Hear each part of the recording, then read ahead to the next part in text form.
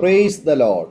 Aroma T വിയുടെ എല്ലാ മാന്യ പ്രേക്ഷകർക്കും വേഗം വരുന്ന കർത്താവായ യേശു ക്രിസ്തുവിന്റെ നാമത്തിൽ വന്ദനത്തെയും സ്വാഗതത്തെയും അറിയിക്കുന്നു. അനുഗ്രഹീതവും മനോഹരവുമായ നല്ല നിമിഷങ്ങൾക്കായി, നല്ല ദിവസത്തിനായി ഞാൻ കർത്താവിന് സ്തോത്രം ചെയ്യുന്നു. വീണ്ടും ഒരുമിച്ച് ഒരു പ്രാവശ്യം കൂടി അരോമ ടി വിയുടെ പ്രേക്ഷകരോടൊപ്പം ആയിരിക്കുന്നതിൽ ഞങ്ങൾക്ക് വളരെ സന്തോഷമുണ്ട്. ഇന്ന് നമ്മുടെ ക്ഷണം സ്വീകരിച്ച് സമയം ചെലവഴിപ്പാൻ നമ്മോടൊപ്പം ജോയിൻ ചെയ്തിരിക്കുന്നത് കർത്താവിൻ്റെ വിലപ്പെട്ട ദാസൻ പാസ്റ്റർ സ്റ്റീഫൻ ലൂയിസ് ആണ്. തുടർന്ന് കർത്താവിൻ്റെ ദാസൻ പാസ്റ്റർ സ്റ്റീഫൻ ലൂയിസിനെ തികഞ്ഞ സ്നേഹത്തോടും ആദരവോടും കൂടി അരോമ ടി വിയുടെ പ്രേക്ഷകരോടൊപ്പം സമയം ചെലവഴിക്കുന്നതിന് ഞങ്ങൾ സ്വാഗതം ചെയ്തുകൊള്ളുന്നു. Praise Lord പാസ്റ്റേ. കർത്താവിൻ്റെ ദാസനെ അരോമ ടി വിയുടെ പ്രേക്ഷകരോടൊപ്പം പരിചയപ്പെടുത്തുന്നത് ഞങ്ങൾക്ക് വളരെ സന്തോഷമുണ്ട്. ഒന്ന് പരിചയപ്പെടുത്താമോ? എവിടെ നിന്നാണ് ജോയിൻ ചെയ്തിരിക്കുന്നത്? കുടുംബാംഗങ്ങളെ ഒരു വാക്കിൽ പരിചയപ്പെടുത്താമോ? ഞാൻ ജോയിൻ ചെയ്തിരിക്കുന്നത് പൻവേലിന്നാണ്. ഓക്കെ. അതെ.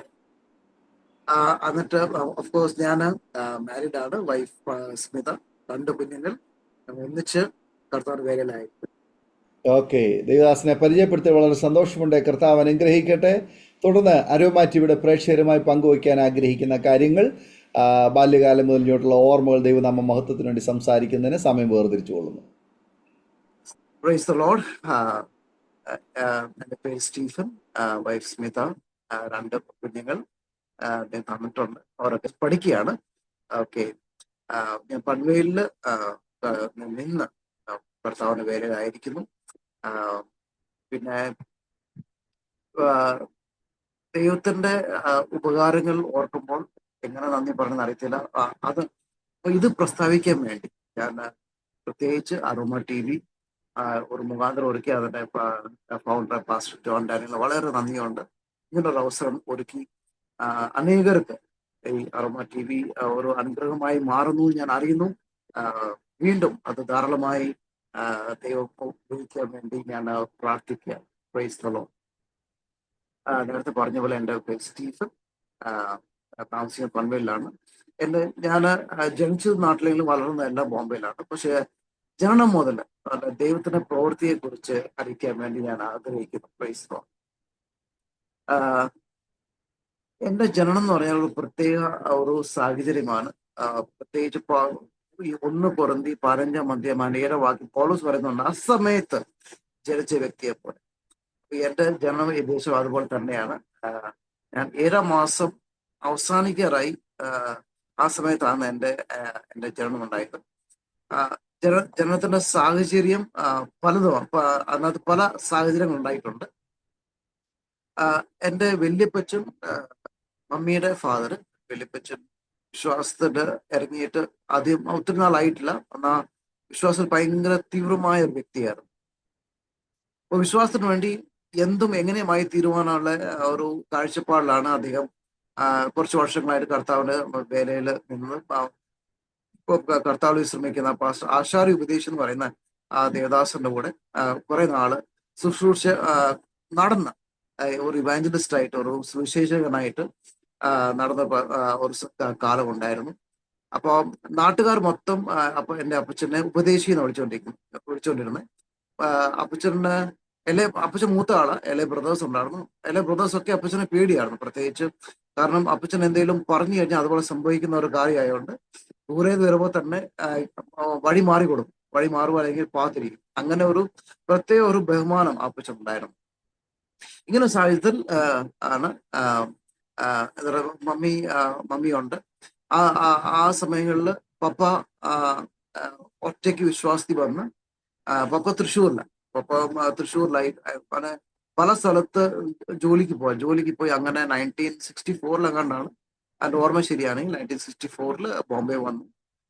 ബോംബെ വന്നിട്ട് അവിടുന്ന് പല ജോലി ചെയ്യാൻ തുടങ്ങി. നേരത്തെ മദ്രാസിലവിടെ ഹോട്ടൽ പണികളൊക്കെ ചെയ്തു.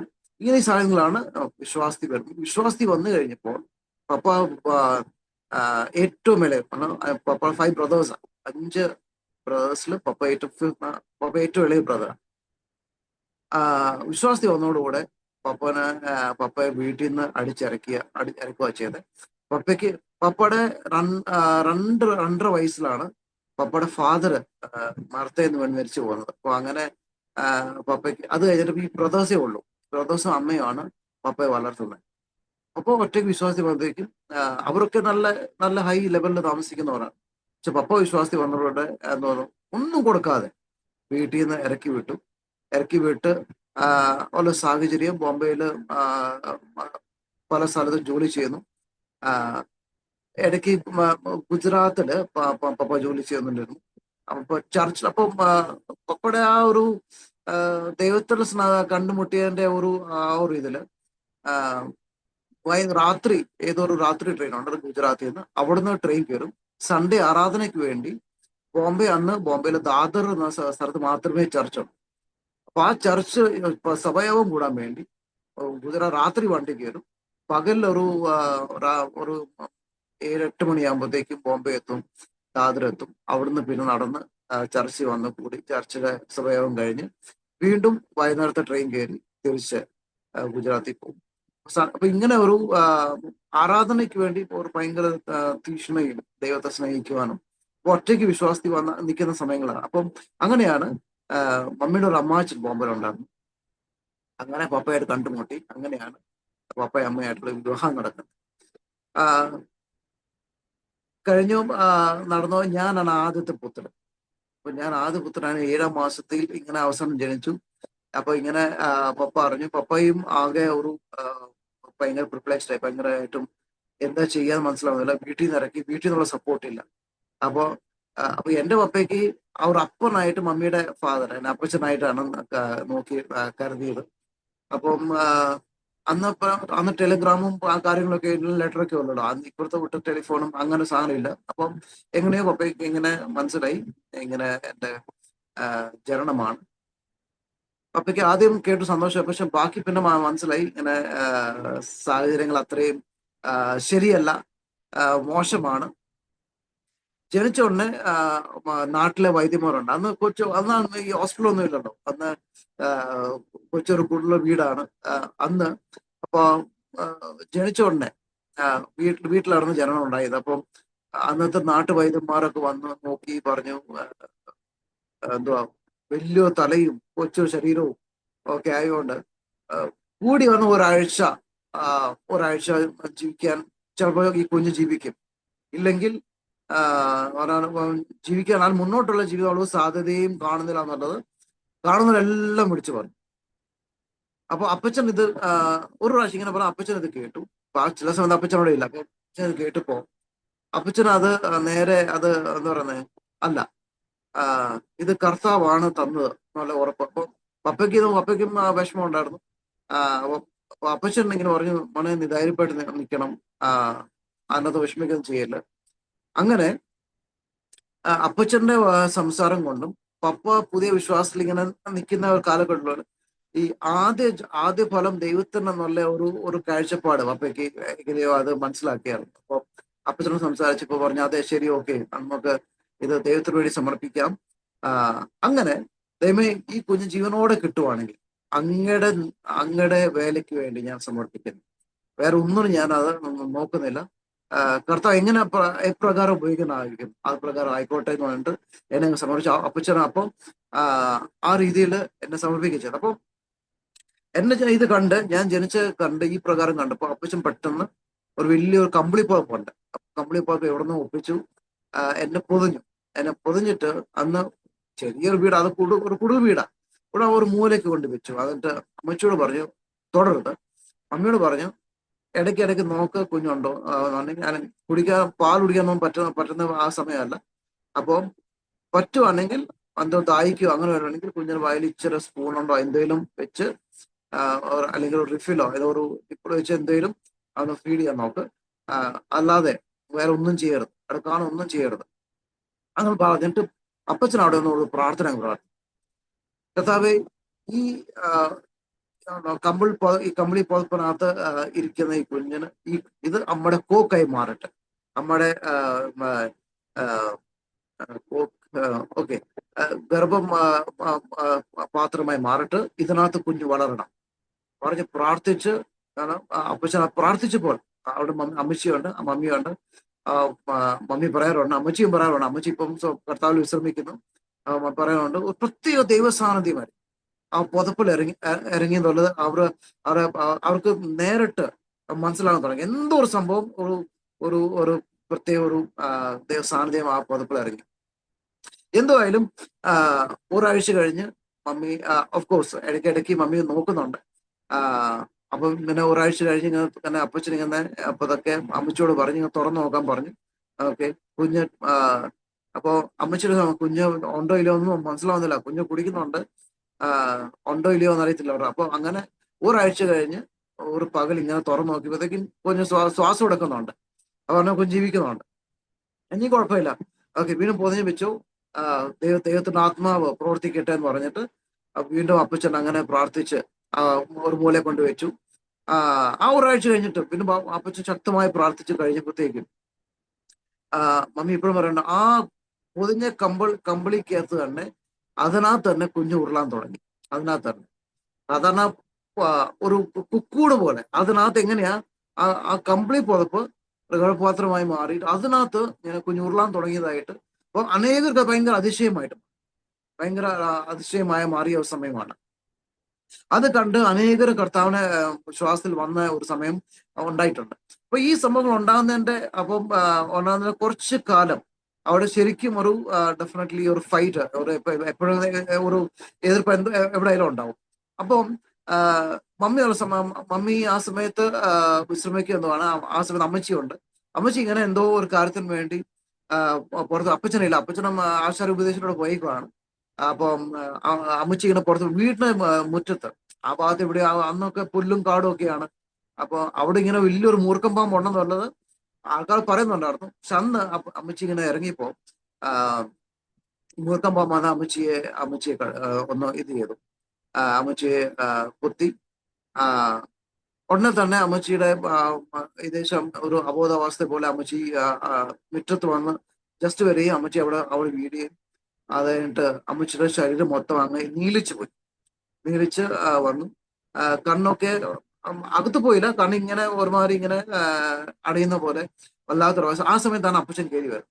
അപ്പച്ചന് അപ്പോൾ രാത്രി ഏകദേശം 9 മണിയൊക്കെ അപ്പച്ചൻ ചൂട്ടും കത്തിച്ച് ഇങ്ങനെ ഇങ്ങനെ വന്നപ്പോ ഉണ്ട് മമ്മി ഇങ്ങനെ പേടിച്ചിരിക്കുക. അപ്പം നോക്കി പോണ്ട അമ്മച്ചി ഇങ്ങനെ അപ്പച്ചൻ അത് കണ്ട് ഒരുമാതിരി ഒരു പുഞ്ചിരി ഇരിച്ചിട്ട് പിന്നെ വിശ്വാസം, നീ എന്നോടാണോ കളിക്കുന്നത്?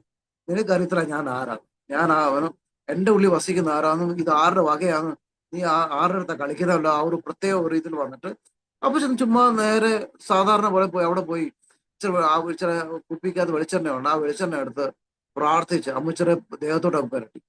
പുരട്ടി കഴിയുമ്പോഴത്തേക്കും അമ്മച്ചി എഴുന്നേറ്റ് നേരെ മൂത്രമൊഴിക്കാൻ പോയി. അതോടെ ആ മൊത്തം വിഷമെല്ലാം അങ്ങ് ഇറങ്ങി അങ്ങ്. അപ്പം അമ്മച്ചിയും ഈ സാഹചര്യം വീക്ഷിക്കുന്ന കുറച്ച് ആൾക്കാർ അപ്പുറത്തുണ്ടായിരുന്നു. 3-4 കുടുംബങ്ങളുണ്ടായിരുന്നു, ഹിന്ദുക്കളാണ്.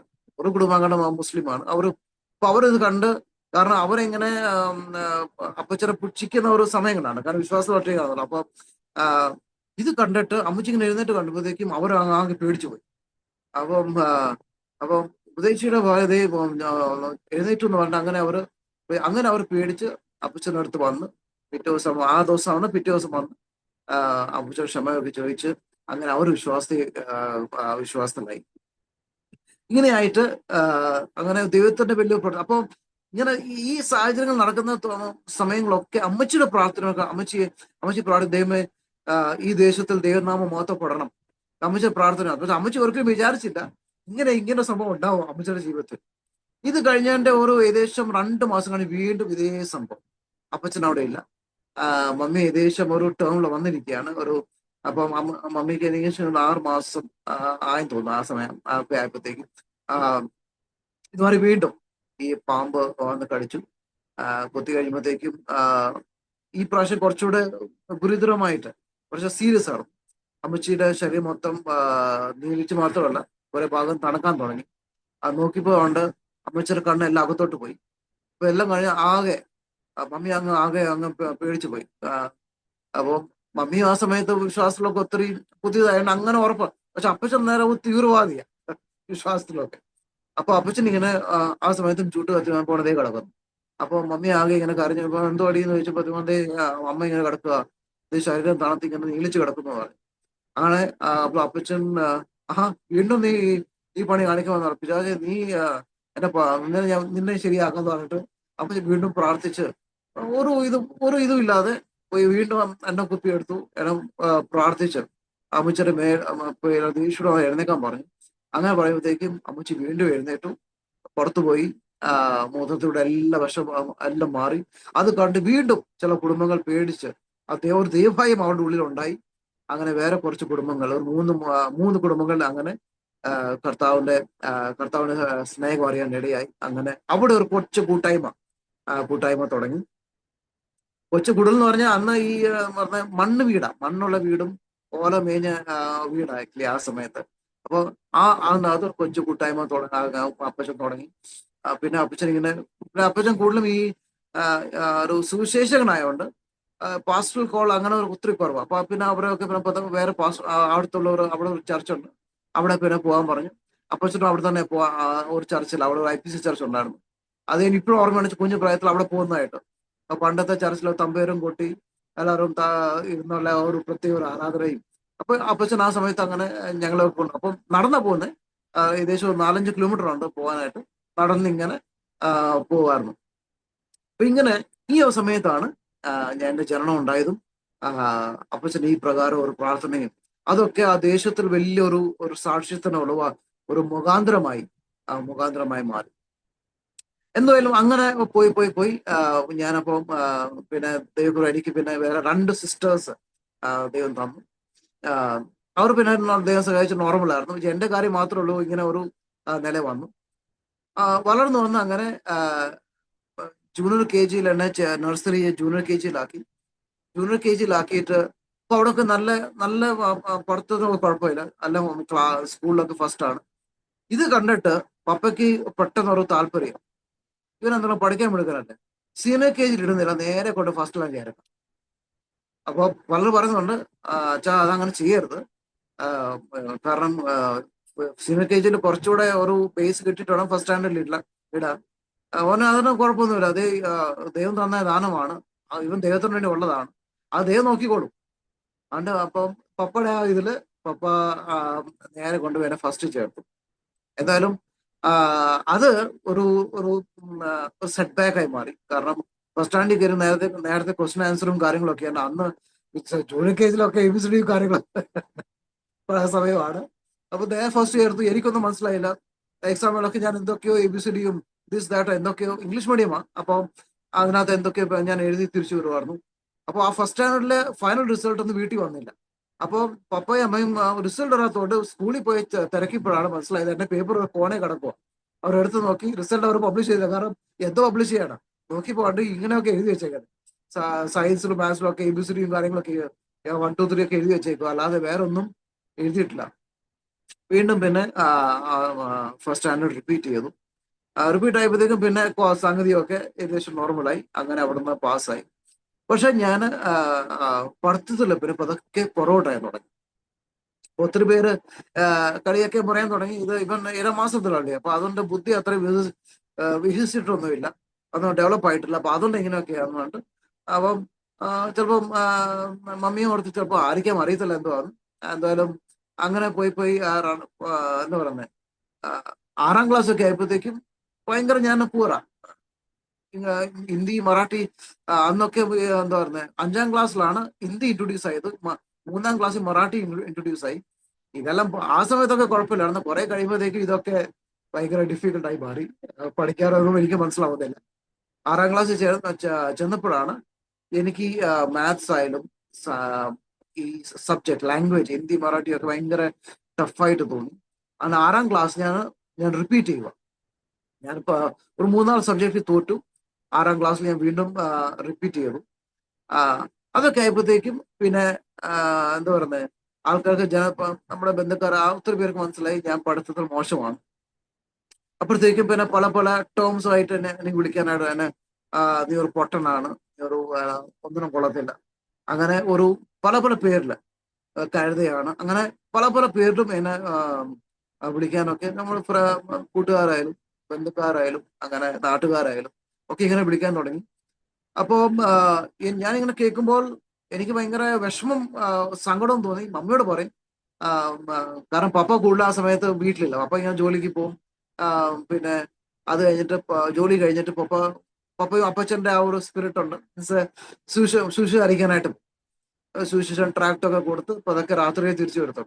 അപ്പോൾ എന്നെ വീട്ടിൽ മമ്മിയോട് പറയുന്നത് ഇങ്ങനെ ഇങ്ങനെ ആൾക്കാർ എന്നെ വിളിക്കുന്നുണ്ട്. അപ്പോൾ മമ്മി എന്നോട് പറയാറുണ്ട്, നീ ഒന്നും തിരിച്ചു പറയണം.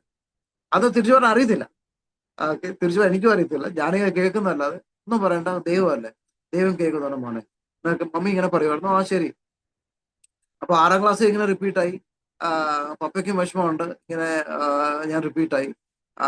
7ാം ക്ലാസ്സും ഇങ്ങനെ തട്ടിമുട്ടി എങ്ങനെയോ 9ാം ക്ലാസ്സിൽ എങ്ങനെയോ സ്കൂളിന്റെ ഒരു ഒരു കരുണയുണ്ട്.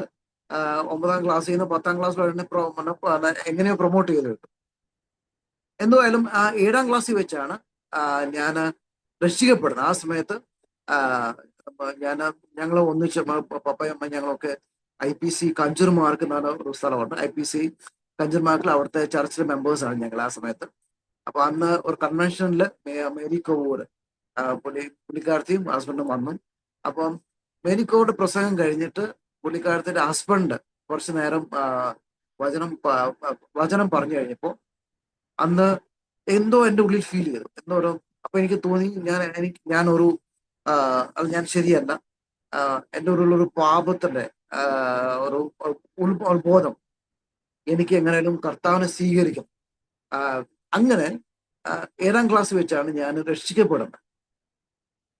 അപ്പൊ അതിന് അടയാളമായിട്ട് അപ്പം അന്നൊക്കെ അന്ന് ഈ ആഴമായ വചനമൊന്നും എനിക്കറിയില്ല. രക്ഷിക്കപ്പെടണം, ഓക്കെ, കർത്താവിനെ രക്ഷിതാവായി സ്വീകരിച്ചു, ഇനി കർത്താവിനോട് ജീവിക്കണം, കർത്താവിനനുസരിച്ച് ജീവിക്കണം. ഇതൊക്കെയാണ് ഞാൻ എൻ്റെ ആ ഒരു ഇതിൽ ആ ഒരു മനസ്സിൽ ഞാൻ കൊച്ചു മനസ്സിൽ ഞാൻ അത് സ്വീകരിക്കുകയും അത് കഴിഞ്ഞിട്ട് പിന്നെ ഉള്ള കാര്യം പറഞ്ഞു കഴിഞ്ഞാൽ വീട്ടിൽ എനിക്ക് അങ്ങനെ പ്രത്യേക പഠിത്തത്തിലും പിന്നെ വൃത്തിയൊന്നും എനിക്ക് അങ്ങനെ പ്രത്യേകിച്ചൊന്നും ഞാൻ അതിനകത്തൊന്നും ഫോക്കസ് ആണ്.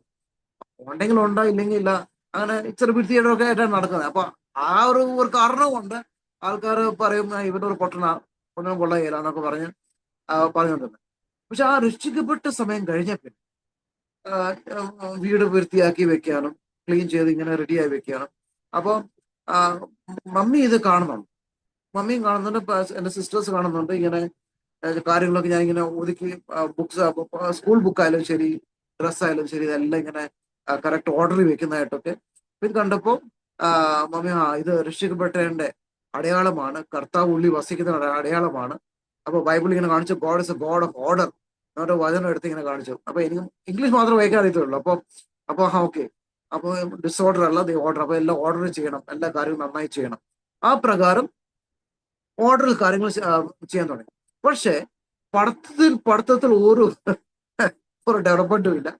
പക്ഷെ നേരെ ഓപ്പോസിറ്റ് ആണ് എന്റെ സൺഡേ സ്കൂൾ ജീവിതം. സൺഡേ സ്കൂൾ 1ാം ക്ലാസ് തൊട്ട് എനിക്ക് തോന്നുന്നു 10ാം ക്ലാസ് വരെയും സൺഡേ സ്കൂളാണ്. സൺഡേ സ്കൂളിൽ എപ്പോഴും ഞാൻ ഫസ്റ്റോ സെക്കൻഡോ. അപ്പം ആൾക്കാർക്ക് മനസ്സിലാവുന്നില്ല, സ്കൂളിൽ ഇവൻ എന്തോ കാണിക്കുന്നത്, ഇത് നേരെ ഓപ്പോസിറ്റ് ആണ് സൺഡേ സ്കൂളിൽ കാണിക്കുന്നത്. അപ്പൊ ഇതെന്താ അവർക്കും പിടിയിട്ടില്ല, ഇതെന്താ. അപ്പൊ എന്നോട് ചോദിക്കുക, ഇതെന്തോടാ നീ സ്കൂളിൽ ഒന്നും കാണിക്കുന്നില്ല, ഇത് സൺഡേ സ്കൂളിൽ നിനക്ക് നല്ല മാർക്ക് കിട്ടുന്നുണ്ട്, ഒന്നെങ്കിൽ ഫസ്റ്റ് പ്രൈസോ സെക്കൻഡ് പ്രൈസോ, ഒന്നെങ്കിൽ സൺഡേ സ്കൂൾ എക്സാമിനായാലും മെസ്സേജ് പറയണം, സ്റ്റോറി റൈറ്റിംഗ് ആയാലും വേഴ്സസ് റൈറ്റിംഗ് ആയാലും ഇതിനൊക്കെ നിനക്ക് നല്ല മാർക്ക് കിട്ടുന്നുണ്ട്. ഈ സ്കൂളിൽ നിനക്ക് എന്തോ നിനക്ക് സംഭവിക്കുന്നത്. അന്നൊന്നും എനിക്ക് മനസ്സിലായാലും മമ്മി പപ്പയായാലും മമ്മിയായാലും ഉള്ളി പറയുന്നുണ്ട്, ഇവൻ കർത്താവിനുണ്ടി അല്ലേ, അതിന്റെ അടയാളമാണ് ഈ കാണുന്നത്. അപ്പം ഒത്തിരി പേർ പറയുമ്പോൾ അല്ല അച്ഛാ എന്ത് ഈ പറയുന്നത്, ഇവിടെ ആണെങ്കിൽ സ്കൂളിൽ അറ്റ്ലീസ്റ്റ് അവിടെയും കാണിച്ചുകൂടെ. അപ്പൊ സ്കൂളിൽ എന്തോ സംഭവിക്കുന്നത് എനിക്ക് മാത്രം ഒന്നും മനസ്സിലാവില്ല. അപ്പൊ എൻ്റെ ഉള്ളിലും പിന്നെ ഇങ്ങനെ അന്നൊക്കെ ആ ഒരു മനസ്സിലായി, ഓക്കെ, ഞാൻ കർത്താവിന് വേണ്ടിയാന്നുള്ള ഒരു കാര്യം മനസ്സിലാക്കാൻ തുടങ്ങി. അങ്ങനെ 10ാം ക്ലാസ്സിൽ 9ാം ക്ലാസ് എങ്ങനെയോ ഞാൻ തള്ളിവിട്ടു. എന്തായാലും 9ാം ക്ലാസ്സിൽ ഒരു പ്രത്യേക എക്സ്പീരിയൻസ് ഉണ്ടായി. ആ പ്രത്യേക എക്സ്പീരിയൻസ് എന്ന് പറഞ്ഞാൽ സ്കൂളിൽ ഒരു എസ്സേ റൈറ്റിംഗ് ഉണ്ട്. എസ്സേ റൈറ്റിംഗിൽ what do you want to become, നിങ്ങൾ എന്തായി തീരണം, നിങ്ങളുടെ ഗോൾ എന്തുവാന്നുള്ളതിന്റെ ഒരു എസ്സേ ആണ്. എല്ലാ നമ്മുടെ സ്കൂളിൽ 5 ഡിവിഷനുണ്ട്. 5 ഡിവിഷനിൽ എസ്സേ റൈറ്റിംഗ് വന്നപ്പോൾ എല്ലാവരും I want to become a doctor, teacher, engineer. എനിക്ക് മനസ്സിലായില്ല അന്ന് എന്തോ സംഭവിച്ചതെന്ന്. ഞാൻ എസ്സേ എഴുതിയപ്പോൾ ഞാൻ എഴുതി വെച്ചു, I want to become a missionary. സ്പെല്ലിങ്ങും കറക്റ്റ്.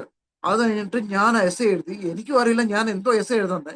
ഞാൻ അങ്ങോട്ട് എഴുതി, ഇങ്ങനെ ഒത്തിരി so many people do not know God അത് ഇന്ന് പറഞ്ഞിട്ട് എനിക്കറിയുന്ന ഇതിലൊക്കെ എഴുതി. അപ്പൊ എന്റെ class teacher, means English teacher, ഒരു കാത്തലിക് ടീച്ചറാണ്, ആ കാത്തലിക് സ്കൂളാണ്. പുള്ളിക്കാരത്തിക്ക് ഇങ്ങനെ ഈ ദാനം ധർമ്മം ചെയ്യുന്ന ഇങ്ങനെ ചാരിറ്റി വർക്ക് ഭയങ്കര ഇഷ്ടമുള്ളവരാണ്. അപ്പം ഈ ഇത്രയും ഡിവിഷനിൽ പുള്ളിക്കാരത്തി പഠിപ്പിക്കുന്നു, എന്റെ എസ് എ മാത്രമേ ഉള്ളൂ, എല്ലാവരും ഡിഫറെന്റ് ആയിട്ട് സംഭവം പുള്ളിക്കാരത്തി മുന്നേ എത്തി. അപ്പൊ എന്നെ വിളിച്ചിട്ട് പറഞ്ഞു, Stephen, do you know what you written, നീ എന്തോ എഴുതിയെന്ന് നിനക്ക് അറിയാമെന്ന് ചോദിച്ചു. ഞാൻ പറഞ്ഞു അതെ. No, you are different. ആ അന്ന് തൊട്ട് പുള്ളിക്കാരത്തിക്ക് എന്റെ മേൽ പ്രത്യേക ഒരു കരുണയും സ്നേഹവും ഒക്കെ. അപ്പം സ്കൂൾ ബാക്കിയുള്ളിടത്തൊക്കെ എനിക്ക് നെഗറ്റീവായി അപ്രോച്ച് കിട്ടുമ്പോൾ നീ പൊട്ടനാവുന്ന പറയുമ്പോൾ, ഈ ടീച്ചർ മാത്രമേ ഉള്ളൂ എന്നെ വന്ന് ആ, നീ നന്നായി പഠിക്കണം, നിനക്ക് നീ സാധാരണ കുട്ടിയല്ല, ആ, ആ, നിന്നുള്ള എന്തോ പ്രത്യേകത ഉണ്ട്, ഇങ്ങനെ ബൂസ്റ്റ് ചെയ്യാൻ തുടങ്ങി. അപ്പൊ എന്റെ ഉള്ളിൽ ആ, ഒരു വല്ലാത്തൊരു സന്തോഷം, ആ ടീച്ചറോട് അടപ്പവും, ടീച്ചറിനെ വല്ലാതെ എൻകറേജ് ചെയ്തു.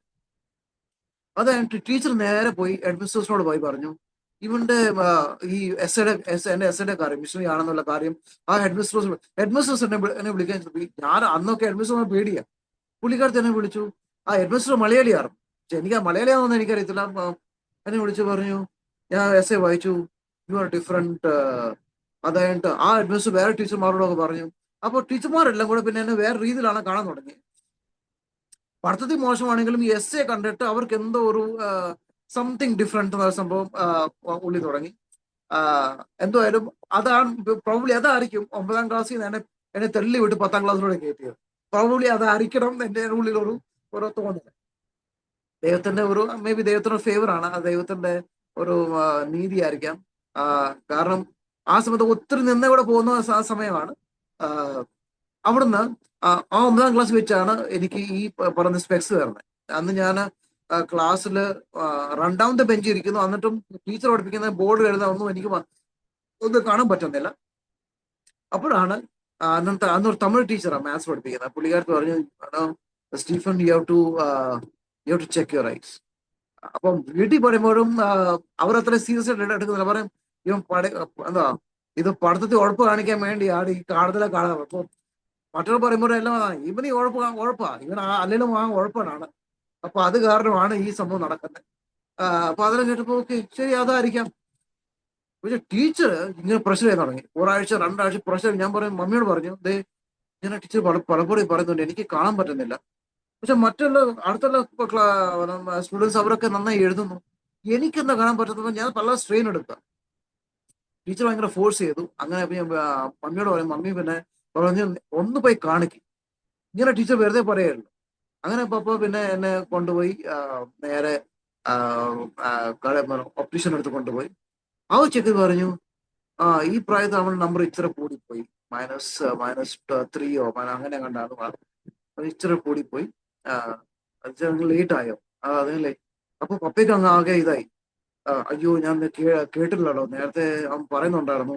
പക്ഷെ ഉഴപ്പം, എല്ലാവരും ഉഴപ്പെന്ന് പറയുമ്പോഴത്തേക്കും പപ്പയെ അത് വിശ്വസിച്ച പപ്പയുടെയും തെറ്റല്ല. അപ്പം അന്ന് തൊട്ട് പിന്നെ ക്ലാസ് ഇടാൻ തുടങ്ങി. അങ്ങനെ 10ാം ക്ലാസ്സിൽ ചേർന്നു.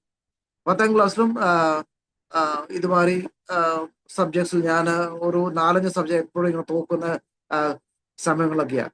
അപ്പം എന്തായാലും ഒരു ജൂൺ ജൂലൈ ആയപ്പോൾ വീണ്ടും അന്ന് ഒരു പാസ്റ്റർ മത്തായി ശർമ്മ ഒരു പാസ്റ്റർ ഉണ്ട് ഞങ്ങളുടെ ചർച്ചിൽ, IPC ആ ചർച്ചിൽ.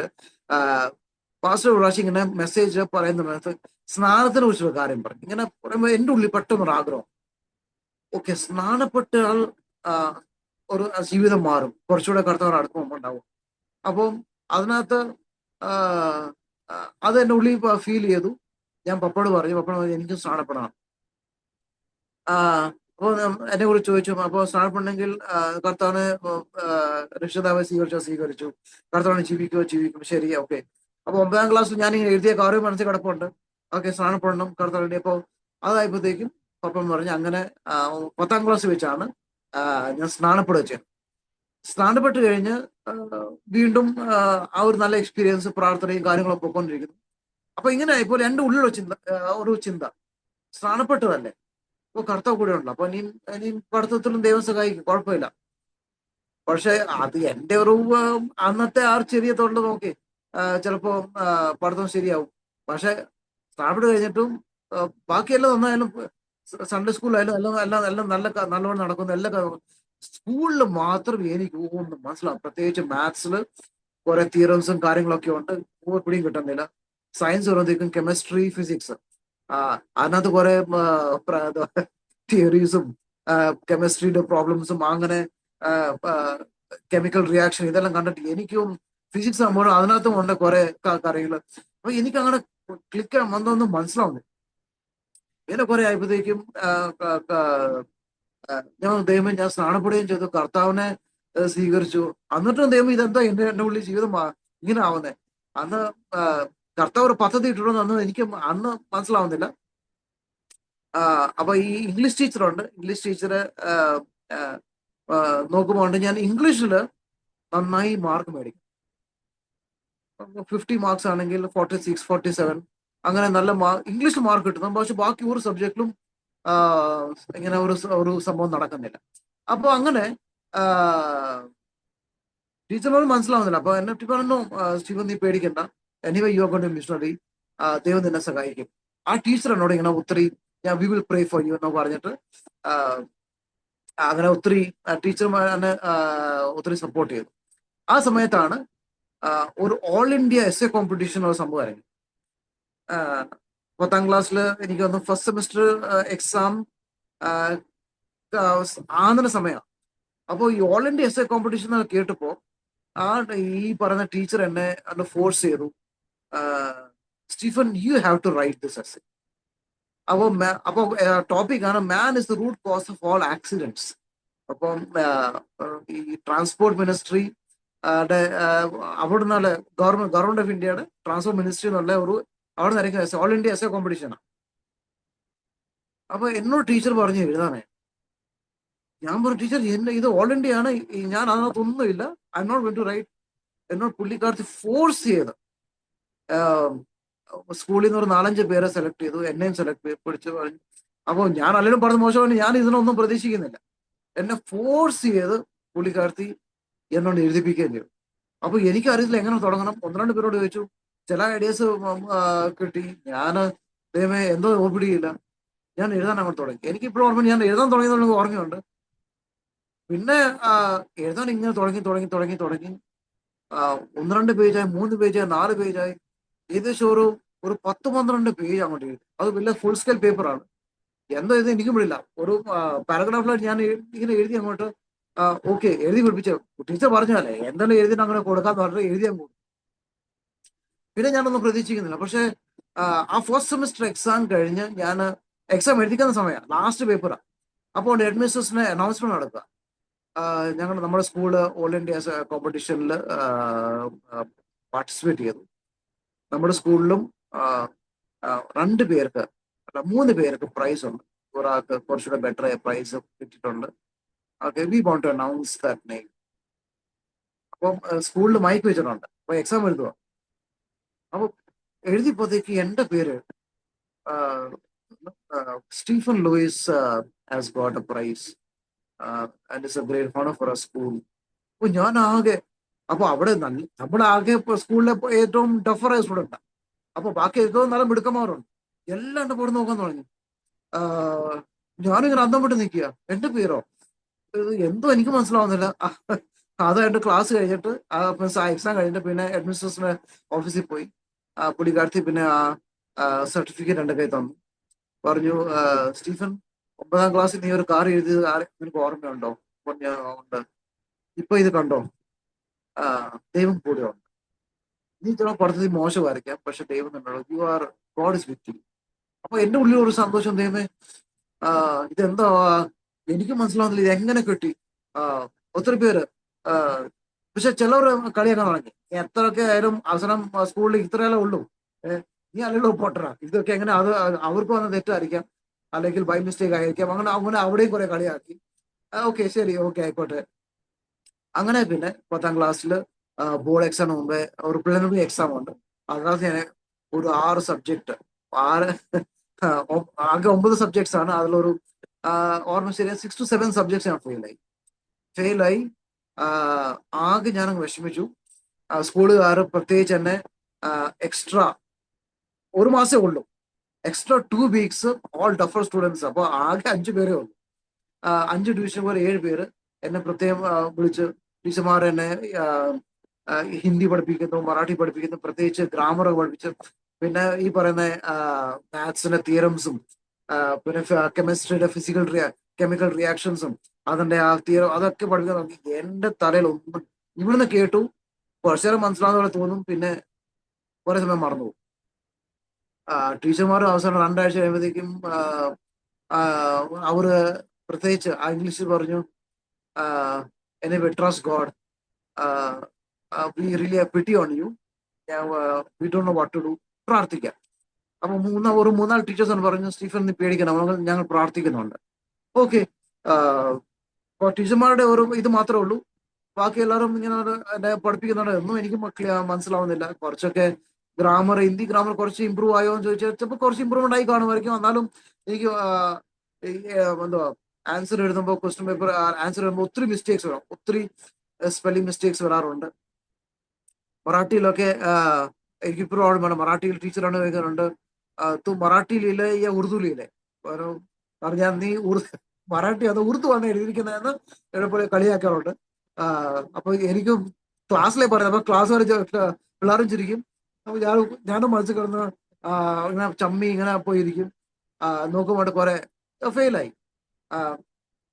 ഇപ്പൊ ഞാൻ പറഞ്ഞു കഴിഞ്ഞാൽ എനിക്ക് 6th and 7th അന്നൊക്കെ 100 മാർക്കിൽ പേപ്പറാണ്. സെവൻത്ത് വരെ അന്നൊക്കെ 100-ല് എനിക്കറിയാം മാക്സിമം എനിക്ക് 2-3 മാർക്സ് ഒക്കെ മാത്സ് കിട്ടിക്കൊണ്ടിരുന്നു. പിന്നെ മറാഠി മാക്സിമം 18-19, ഹിന്ദിയിൽ 23-24 ആണ് 100-ല്. അങ്ങനെ വളരെ പൂറായ ഒരു മാർക്സ്. പൗലോസ് പറയുന്ന പോലെ I want to boast in my weakness. അപ്പോ നോക്കുവാൻ അങ്ങനത്തെ ഒരു ഇത് 10ാം ക്ലാസ് ലൈബ്രറി ഇതുമാതിരി തന്നെ സെയിം സ്കോർ ആണ്. 150-ല് 12, 13, 14 മാർക്സ്. ബാക്കി സബ്ജക്ട്സിലൊക്കെ ഇതുമാതിരി വളരെ പൂറായ മാർക്സ് ആണ്. അപ്പോൾ ഞാൻ പറഞ്ഞ പോലെ 2 വീക്സ് എനിക്ക് അവർ ട്രെയിൻ ചെയ്തു. എന്നിട്ട് ഒരു രക്ഷയില്ല. 2 വീക്സ് കഴിഞ്ഞ് ഞാൻ വീട്ടിലെത്തി. അന്ന് ഇനി കറക്റ്റ് 2 വീക്സേ ഉള്ളൂ. അന്ന് രാത്രി ഒരു 11 വരെ ഞാൻ ഇങ്ങനെ കൊച്ചു ടേബിളേ ഉള്ളൂ. കൊച്ചു ടേബിൾ ലാമ്പ് ഉണ്ട്. സിസ്റ്റർ എന്റെ നേരെ ഇളയ സിസ്റ്റർ ഉണ്ട്. സിസ്റ്റർ പുള്ളിക്കാരത്തി ബ്ലസ് ചെയ്യുക. അപ്പം പുള്ളിക്കാരത്തി പഠിച്ചിട്ട് കുറച്ച് 11 മണി വരെ ഒക്കെ പുള്ളിക്കാരത്തി എഴുന്നേറ്റ് പോയി കടന്നു. പപ്പ ഒരു 11 വരെ പ്രാർത്ഥിച്ച് 12 പ്രാർത്ഥിച്ച് പപ്പ ജസ്റ്റ് ഒന്ന് കടന്നു. ഇപ്പൊ ടേബിൾ ലാമ്പ് മാത്രമേ ഉള്ളൂ. ഞാൻ ഇരിക്കുക. ഞാൻ വളരെ വളരെ ഡെസ്പറേറ്റ് ആയി മാറി. അവന്റെ ഉള്ളിൽ ഭയങ്കര വിഷമമായി. ഞാൻ നോക്കിയപ്പോ ഇങ്ങനെ മാർക്ക് ലിസ്റ്റ് വെച്ചാൽ ഞാൻ നോക്കുക, പേപ്പർ നോക്കി ഇത്രയും ഫെയിലായി. പപ്പ കുറച്ചു മുമ്പേ പറഞ്ഞായിരുന്നു, ദൈവമേ റണ്ണി 2 ആഴ്ചയുള്ള എക്സാമിന് ഇതിന്റെ കാര്യം എന്താ തീരുമെന്ന് എനിക്ക് അറിയാൻ പറ്റുന്നില്ല. പിന്നെ പപ്പ പ്രാർത്ഥിക്കുന്നുണ്ട്. പപ്പ ഞാൻ പ്രാർത്ഥിക്കുന്നുണ്ട്, എനിക്കറിയില്ല. പക്ഷെ നിന്റെ ഇത് കണ്ടിട്ട് പപ്പയുടെ ഉള്ളിലും വിഷമം എനിക്ക് മനസ്സിലാൻ തുടങ്ങി. പപ്പയുടെ ഉള്ളിൽ ഒരു ഭയം ഞാൻ കണ്ടു. മമ്മയുടെ ഉള്ളിൽ പേടി മാത്രമല്ല, നാണക്കേട്, ഇതെല്ലാം ഈ കാര്യത്തില്. അപ്പം എന്റെ സിസ്റ്റേഴ്സ് ഉണ്ട്. സിസ്റ്റേഴ്സ് പഠിത്തത്തിലൊക്കെ നല്ലോണം പഠിക്കും. ഏറ്റവും വലിയ സിസ്റ്റർ നന്നായി പഠിക്കുന്നത്. അപ്പം ഞാൻ അതിനുള്ളിൽ സിസ്റ്ററിനുള്ളിൽ ഞാൻ നാണക്കേടും. ഞാൻ ഏറ്റവും മൂത്ത ബ്രദറാണ്. പക്ഷെ അവരെ നാണം കാണാൻ പോവാന്നല്ലോ, ദൈവമേ ഞാൻ എന്തോ ചെയ്യാൻ പറയില്ല. ഞാൻ വിഷമത്തോടെ ഇങ്ങനെ ഇരുന്ന് കർത്താവോട് ഇങ്ങനെ പ്രാർത്ഥിക്കുമേ, സൺഡേ സ്കൂളിലൊക്കെ കുഴപ്പമില്ല, അവിടെയും വചനം പഠിപ്പിക്കും, അവിടെയും വചനം വായിച്ചിട്ടുണ്ട്, ഗോസ്പൽസിലൊക്കെ യു ആർ ഗുഡ് ടീച്ചർ എന്നാണ് നിന്നെ കർത്താവ് അങ്ങനെയാണെങ്കിൽ അന്ന് ജസ്റ്റ് വളരെ വേദനയോടെ പ്രാർത്ഥിച്ചു, അങ്ങ് നല്ല ടീച്ചറാണെങ്കിൽ എന്നെ ഒന്ന് പഠിപ്പിക്കണം. ഒരു കെഞ്ചിയാണ് ഞാൻ പ്രാർത്ഥിച്ചത്. പ്രാർത്ഥിച്ചു കഴിഞ്ഞു. പ്രാർത്ഥിച്ചു കഴിഞ്ഞതിന്റെ ഒരു 1 മിനിറ്റ് ഒരു 10 സെക്കൻഡുള്ള ആയിട്ടില്ല. ഞാൻ ഇരിക്കുന്ന മുറിയിൽ ഇരുന്ന സ്ഥലത്ത് ഒരു സാന്ത്യം ഇറങ്ങി വന്നു. എനിക്ക് ഉള്ളിൽ എന്തോ ഫീൽ ചെയ്യാൻ തുടങ്ങി. അപ്പം അന്നത്തെ സ്കൂളിലൊക്കെ പിള്ളേര് പറയുന്നുണ്ട്, അന്ന് എന്താ ഈ പ്രത്യേക സീരിയൽ ഉണ്ടായിരുന്നു, ഹിന്ദി സീരിയൽ ആഹാട്ട് എന്ന് പറഞ്ഞിട്ട് ഒരു സീരിയൽ അന്ന് എങ്ങാണ്ട് തുടങ്ങിയ ഈ ഹൊറർ മൂവി ഫിലിംസ് എന്തൊക്കെ അത് കേട്ടിട്ടുണ്ട് ഈ പിള്ളേർ പറയുന്നത്. ഇപ്പൊ എനിക്ക് അതുപോലെ ഒരു ഫീലിംഗ് ആരാണ്ട് വന്നു. എനിക്കത് കാണാനും പറ്റുന്നില്ല. എൻ്റെ ഉള്ളിൽ പേടി. അപ്പൊ സിസ്റ്റർ ഇരുന്ന കസാരയുണ്ട്. ആ കസാരയിൽ വന്ന് അവിടെ ആ സാന്നിധ്യം വന്നു എന്ന് എനിക്ക് സെൻസ് ചെയ്യാൻ തുടങ്ങി. എൻ്റെ ഉള്ളിൽ ഇങ്ങനെ നെഞ്ചിങ്ങനെ വല്ലാതെ ഇടിക്കാൻ തുടങ്ങി. എന്നിട്ട് അവിടെ വന്ന് ഇരിക്കുന്ന പോലെ ഞാൻ ഇപ്പോഴും പറയുമ്പോഴേ എൻ്റെ പുലർവ ഇങ്ങനെ തോന്നാറുണ്ട്. ആൻഡ് അവിടുന്ന് ഒരു ശബ്ദം വളരെ ക്ലിയർ ആയിട്ട് ഞാൻ കേൾക്കുന്ന ശബ്ദമാണ്, Stephen take maths book start. Maths book എടുക്കുക, വായിക്കാൻ തുടങ്ങി. അപ്പൊ ഞാൻ ആകെ വിരണ്ടു പോയി. ഞാൻ വേഗം തുടങ്ങി. ആൻഡ് ഞാൻ അങ്ങനെ ഇങ്ങനെയൊക്കെ നോക്കി മാത്സ് ബുക്ക് പെട്ട. അപ്പൊ സൈഡ് മാത്സ് ബുക്കാണ് ആൾറെഡി അപ്പൊ വെച്ചിട്ടുണ്ട്. കാരണം ഞാൻ ആ ഫെയിലായ പേപ്പറൊക്കെ വെച്ചുകൊണ്ട് ആ മാത്സ് ബുക്ക് അവിടെ വെച്ചിട്ടുണ്ട്. ഞാൻ ആകെ വിരണ്ടുപോയി. വീണ്ടും ആ ശബ്ദം, Stephen don't be afraid, it is I take A maths book. ഇപ്പൊ എനിക്ക് മനസ്സിലായി, ഹൃദയമേ പ്രാർത്ഥിച്ചല്ല, കർത്താവാ വന്നിരിക്കുന്നത്. എന്നോട് ഉള്ളില് എനിക്ക് ആനെ കാണാൻ പറ്റുന്നില്ല, പക്ഷെ ശബ്ദം മാത്രം കേൾക്കാം. ഓക്കെ, കർത്താവ് വന്നു. ഞാൻ മാത്സ് ബുക്ക് എടുത്ത് വീണ്ടും ആദ്യം മുതൽ പണ്ടോടെ എപ്പോഴും പഠിക്കുന്ന പോലെ വീണ്ടും പഠിക്കാൻ തുടങ്ങി. പഠിച്ച് അതിന്റെ പ്രോബ്ലംസ് ഉണ്ട്, പ്രോബ്ലംസ് ഒക്കെ ചെയ്യാൻ തുടങ്ങിയതും ഫസ്റ്റ് ചാപ്റ്റർ ചെയ്തു. പ്രോബ്ലംസ് ഒക്കെ അതിന്റെ ആൻസേഴ്സ് ഒക്കെ എപ്പോഴും മാത്സ് ടെസ്റ്റിന്റെ ബാക്കിലുണ്ട്. അത് ചെക്ക് ചെയ്തപ്പോഴേക്കും ഞാൻ എത്ര ചെയ്തു എല്ലാം കറക്റ്റ് ആൻസർ. അപ്പൊ ഞാൻ ആകെ വണ്ടർ, ദൈവമേ, ഒരു വർഷം മൊത്തം പഠിച്ചിട്ട് ഇത് മനസ്സിലാവാതെ ഇത് എങ്ങനെ സംഭവിച്ചു എന്ന് എനിക്കും മനസ്സിലാവുന്നില്ല. അപ്പൊ എന്റെ ഉള്ളില് വീണ്ടും ഭയം, പ്രത്യേക കർത്താവ് ഇവിടെ ഉണ്ട്, കർത്താവ് എന്തോ ഇവിടെ ചെയ്തിരിക്കുക. എൻ്റെ ഉള്ളിൽ ഇങ്ങനെ പറഞ്ഞു തരും, ഇങ്ങനെ ചെയ്യണം, okay, do like this, do like ഇങ്ങനെ ശബ്ദം കേൾക്കുന്നുണ്ട്. ഞാൻ ആ ഒരു ഇതില് അന്നത്തെ ആ രാത്രി 3 ചാപ്റ്റേഴ്സ് ചെയ്ത. 3 ചാപ്റ്റേഴ്സിന്റെ 3 പ്രോബ്ലംസ് എല്ലാം പെട്ടെന്ന് ചെയ്ത് ആ 3 ചാപ്റ്റേഴ്സിന് പുറം എല്ലാം കറക്റ്റ്, ഒരെണ്ണം തെറ്റാതെ. അപ്പൊ എനിക്ക് വല്ല ഇതായി. ഏകദേശം മണി ഒരു 1:30 എനിക്ക് ആ സമയം നല്ല 1:30-2 ആയപ്പോഴത്തേക്കും പിന്നെ ഞാൻ നോക്കിയപ്പോഴത്തേക്ക് ആ പ്രസൻസ് കാണുന്നില്ല. അപ്പോഴത്തേക്ക് എനിക്കും വീണ്ടും ഓർമ്മമായി. ഞാൻ പോയി കടന്നു. പിന്നെ പപ്പയുടെ ആഗ്രഹമല്ലേ, എങ്ങനെ മോൻ പഠിച്ച് ചെയ്യും. അപ്പം അതുകൊണ്ട് 4:30 ആയപ്പോൾ പപ്പ എന്നെ തട്ടി വിളിക്കുമായിരുന്നു.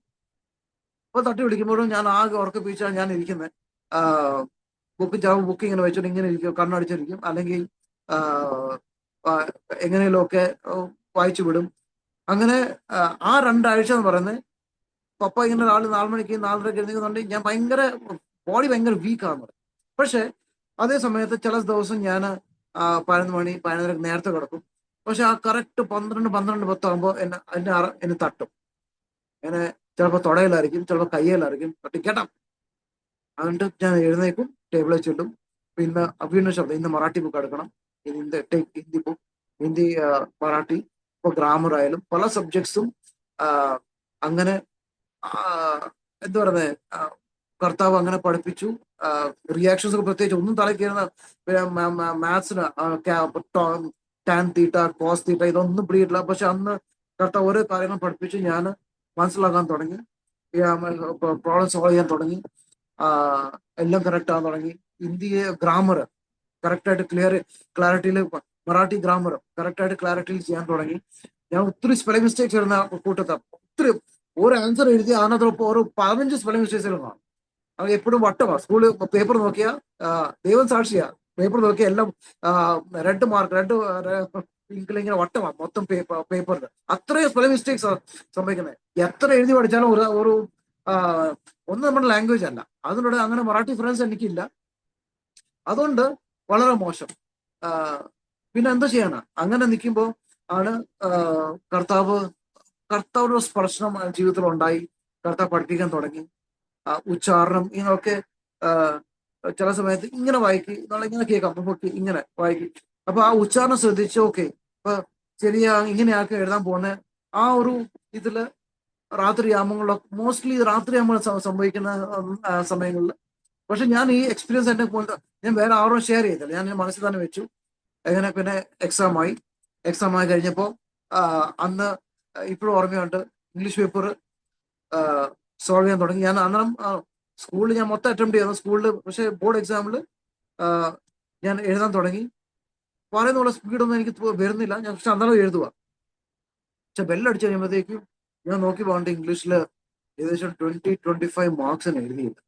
നമുക്ക് അതിനിട്ട് പേപ്പറും പോയി. ഞാൻ ആകെ അങ്ങ് വണ്ടർ ചെയ്യും, ഇതെന്തോ സംഭവിച്ചേ. ഇനിയും ഇങ്ങനെയാണെങ്കിൽ ഞാൻ എന്തോ സ്കൂളിൽ നല്ല മാർക്ക് വെക്കണം. 50-ലൊക്കെ 48, 100-ലാണെങ്കിലും ഒരു 80s കിട്ടും. ഇതിപ്പം എന്തോ സംഭവിച്ചാൽ പിടിയിട്ടില്ല. സ്കൂൾ ടീച്ചറിനെ ആ ടീച്ചർ എന്നെ പഠിപ്പിച്ച ടീച്ചറിന് നാണക്കേടാണ്. 20 മാർക്സ് വിട്ടുപോയി, എന്തോ ചെയ്യാനാ, ഒരു പണി കിട്ടുന്നില്ല. ആകെ വശമായി. ആ, പിന്നെ അടുത്ത പേപ്പർ ഹിന്ദി ആയിരുന്നു. ഹിന്ദി സബ്ജക്ട് ഇതുമാതിരി 20 മാർക്സ് എഴുതിയില്ല. മറാഠി പേപ്പർ അതും 20 മാർക്സ് എഴുതിയില്ല. ഇതെന്താ സംഭവിക്കുന്നത് എനിക്ക് മനസ്സിലാവുന്നില്ല. എന്റെ ഉള്ളിൽ ദേഷ്യവും വരുന്നുണ്ട്. എന്താ പറയുന്നത്, സ്കൂളിൽ മൊത്തം എഴുതിയിട്ട് എനിക്ക് ഇതിപ്പോ ബോർഡ് എക്സാമില് 20 മാർക്സ് ഞാൻ എനിക്ക് വിട്ടുപോകാന്ന് പറയുമ്പോൾ ആരോട് എനിക്ക് പറയാൻ പറ്റും? ഓൾറെഡി എന്നെ ആൾക്കാർ ഇങ്ങനെ കളിയാക്കൊണ്ടിരിക്കുക. ഇനി അതിനോട് ഇതും കൂടെ പറഞ്ഞു കഴിഞ്ഞാൽ പിന്നെ കാര്യം പോക്ക് തന്നെയാണ്. അതെന്ന് പറഞ്ഞാൽ ഞാൻ ആരും മിണ്ടുന്നില്ല. ഏറ്റവും വിഷമം ഉണ്ടാകും. ഓക്കെ, ഈവൻ സോഷ്യൽ സ്റ്റഡീസിൽ പോലും ഇതുമാതിരി ഇങ്ങനെ മാർക്സ് പോയി. ഹിസ്റ്ററിയിൽ അങ്ങാണ്ട് 10 മാർക്ക് വിട്ടു. ജോഗ്രഫിയിലും അങ്ങാണ്ട് ഒരു 10-15 മാർക്സ് വിട്ടു. അങ്ങനെ അതിനകത്ത് ഇതുമാതിരി സംഭവം. ഇതെന്താ സംഭവിച്ചതും പിടികിട്ടുന്നില്ല. നെക്സ്റ്റ് വന്നത് science. Science and physics, chemistry, biology എല്ലാം സെപ്പറേറ്റ് പേപ്പേഴ്സ് ആണ്. അതിനകത്ത് ഈച്ച് പേപ്പറിലും 10 മാർക്ക്. അന്ന് 50 മാർക്സ് ആണ് ഫിസിക്സ് പേപ്പർ, കെമിസ്ട്രി, ബയോളജി. അതിനകത്ത് 50 മാർക്സിനകത്ത് പേപ്പറിനകത്ത് 10 മാർക്ക് വെച്ച് അത് വിട്ടു. അപ്പൊ ടോട്ടൽ 150-ല് ഞാൻ 120 മാർക്സ് അറ്റംപ്റ്റ് ചെയ്തത്. 30 മാർക്ക് അവിടെയും പോയി. മാത്സ് അത് 75 മാർക്സിന്റെ പേപ്പർ. അൽജിബ്രയുടെ 75 മാർക്സ് പേപ്പറാണ്. അതിനകത്ത് 10 മാർക്സ് ഇട്ടില്ല. 65 മാർക്സിന്റെ പേപ്പറെ അറ്റംപ്റ്റ് ചെയ്തിട്ടുള്ളൂ. അപ്പൊ അന്ന് പേപ്പർ 2 ആണ് വന്നിരിക്കുന്നത്. പേപ്പർ 1 ലീക്കായി. പേപ്പർ 2 അത് ഞാൻ പതൊക്കെ ചെയ്തു. അതങ്ങോട്ട് വിട്ടുപോയി. 10 മാർക്ക്. അടുത്ത ദിവസം നടന്നത് ജോമെട്രി പേപ്പറാണ്. ജോമെട്രി പേപ്പർ വന്നിട്ട് ഞാൻ നോക്കിക്കൊണ്ട് എനിക്കൊന്നും മനസ്സിലാവും. അപ്പൊ ആരാണ്ട് പറയുന്നുണ്ട് ജോമെട്രി പേപ്പർ 3 ആണ്, പേപ്പർ 1 ലീക്കായി, പേപ്പർ 2 ലീക്കായി, അതും ടഫ് പേപ്പറാണ് ആയിരിക്കുന്നു. ശരിയായിരിക്കും. ഞാൻ വന്ന് ക്വസ്റ്റ്യൻ പേപ്പർ നോക്കി പോകേണ്ട ദൈവം ഇതെന്തോ ചെയ്ത് ഒന്നും മനസ്സിലാവുന്നില്ല. കർത്താവെ സഹായിക്കുന്നതെന്ന് പറഞ്ഞിട്ട് അറ്റംപ്റ്റ് ചെയ്യാൻ തുടങ്ങി. അപ്പൊ അതൊക്കെ അറ്റംപ്റ്റ് ചെയ്ത് ബെല്ലടിച്ച് നോക്കി പോണ്ട്. ഞാൻ ചുമ്മാ ടേൺ ചെയ്ത് നോക്കിക്കൊണ്ട് സെക്ഷൻ 4 30 മാർക്സ്. മൈ ഗോഡ്, 75 മാർക്സിനകത്ത് 30 മാർക്സ് എഴുതിയില്ല. 45 മാർക്സ് എഴുതിയിട്ടു. ഞാൻ ആകെ വരട്ടെ, പേപ്പറും പോയി. ഞാൻ ആകെ അവിടെ ഇരുന്ന് എല്ലാവരും ഇറങ്ങി. ഞാൻ അവിടെ കുറച്ചു നേരം നിന്നു. പേടിച്ച് വിറച്ച് ഞാൻ ബോർഡ് എക്സാം ഇനി ഞാൻ പാസ്സാവോ ഇല്ലയോ ഒരു പിടിയുമില്ല.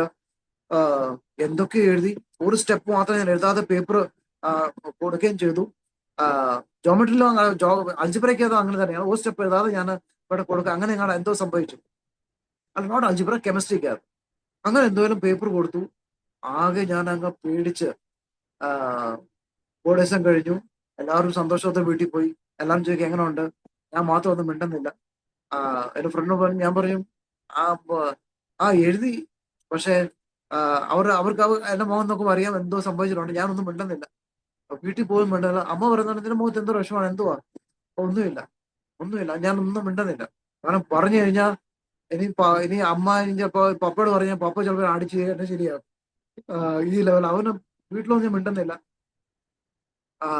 അത് കഴിഞ്ഞ് പിന്നെ അന്ന് ആ വർഷം ബാംഗ്ലൂർ പോയി. അത് കഴിഞ്ഞിട്ട് ജൂൺ 9 റിസൾട്ട് ഡിക്ലെയർ ചെയ്യുന്ന ദിവസം പിടി കിട്ടി. ഇത് 1995 കാര്യമാണ്. ജൂൺ 9 റിസൾട്ട് ഡിക്ലെയർ ചെയ്യുമെന്ന് പറയുന്നു. അപ്പം അറിഞ്ഞു. അത് പപ്പ ആകാണ്ട് കത്ത് എഴുതിയ ഇന്നൽ ലെറ്റർ ആണ്. അപ്പം പപ്പ കത്ത് എഴുതുമ്പോൾ ഇങ്ങനെ മനസ്സിലായത് ജൂൺ 9 റിസൾട്ടാണ്. അന്ന് വീണ്ടും പേടിച്ച്, അന്ന് മെയിലപ്പ അന്ന് പേടിച്ച് ഞാൻ നിൽക്കുമ്പോഴാണ് വീണ്ടും ഒരു ശബ്ദം ഞാൻ കേൾക്കുന്നത്. നിന്നെ ആരാ പഠിപ്പിച്ചത്? Who taught U? ഒരു ശബ്ദം. പെട്ടെന്ന് ഞാൻ സോറി ലോർഡ്, സോറി ജീസസ് എന്ന് പറഞ്ഞിട്ട് ഞാൻ വീണ്ടും ബാക്കി കാര്യത്തിൽ ഇടപെട്ടു. പിന്നെ ജൂൺ 9 ആ ഡേറ്റ് ആയപ്പോഴത്തേക്കും സാധാ 3 മണിക്കാണ് റിസൾട്ട് സ്കൂളിൽ ചെല്ലണ്ടേ. ഞാൻ 11 മണിയപ്പോ ഒരു ഒറ്റ കൂട്ടുകാരനേ ഉള്ളൂ. അവൻ കാത്തലിക്ക. അവനോട് ഞാൻ സുവിശേഷമൊക്കെ പറയുക ആ സമയത്തും. അപ്പം അപ്പൊ അവൻ ആ സുവിശേഷം കേൾക്കുന്നു. അപ്പം പാത്ത് ഒളിച്ചൊക്കെ എന്റെ കൂടെ ചർച്ചിൽ വരും. അപ്പൊ എന്നോട് ചർച്ചിൽ വരുന്നതിന് അവന്റെ അപ്പനും അമ്മയും അവനെ ശരിക്കും അടിച്ച് ശരിയാക്കിയിട്ടുണ്ട് എന്റെ കൂടെ ചർച്ചിൽ വരുന്നതിന്. അവൻ കാരണം റോമൻ കാത്തലിക്ക. പക്ഷെ എന്നാലും എന്നോടുള്ള സ്നേഹം കൊണ്ട് അവൻ ഇങ്ങനെ ഒളിച്ചും പാത്തൊക്കെ വരും. അപ്പൊ എന്നെ വിളിച്ചു 11 മണിയാകുമ്പോ നമുക്ക് പുറത്തു പോവാം. അപ്പൊ ഞാൻ നോക്കിയിരിക്കുക. അപ്പൊ വീട്ടിന് തൊട്ട് ഓപ്പോസിറ്റുള്ള ഒരു മോഡറേറ്റർ, ബോർഡ് എക്സാം മോഡറേറ്റർ ഉണ്ടായിരുന്നു. പുള്ളി എന്റെ ഫാദറിന്റെ അടുത്ത് വന്നിട്ട് പറഞ്ഞു, മോന്റെ ഇന്ന് റിസൾട്ട് ആണല്ലോ, ഒരു കാര്യം ചെയ്യും, സീറ്റ് നമ്പർ ഇങ്ങത്താ, ഞാൻ പോയി അന്വേഷിക്കാം, റിസൾട്ട് അന്വേഷിക്കാം. എന്റെ ദൈവമേ, എന്റെ അപ്പൻ്റെ അടുത്ത് മാത്രം ഇത് എന്താ കർത്താവ് ഇത് സംഭവിച്ചത്. അങ്ങനെ സീറ്റ് നമ്പർ ഇപ്പോഴും ഓർമ്മയുണ്ട്, PO 73679, ഇതാ സീറ്റ് നമ്പർ എഴുതി കൊടുത്തു. ഞാൻ എന്നിട്ട് ഇത് 10:30 പുള്ളി വന്നേ. പപ്പ ആ സീറ്റ് നമ്പർ കൊണ്ടു കൊടുത്തു. അതുകൊണ്ട് ഞാൻ പഴയ അവിടെ സ്ഥലം വിട്ടു. കാരണം ഈ പുള്ളിക്കാരൻ എന്നെ തപ്പി പിടിച്ച് എന്റെ ഉള്ളിലൊരു നോർമൽ അഥവാ ഫെയിലായി വന്ന് പറയുകയാണെങ്കിൽ ആകെ ഇതാ. അവിടെ ഞാൻ അവിടെ നിന്ന് ഓടി.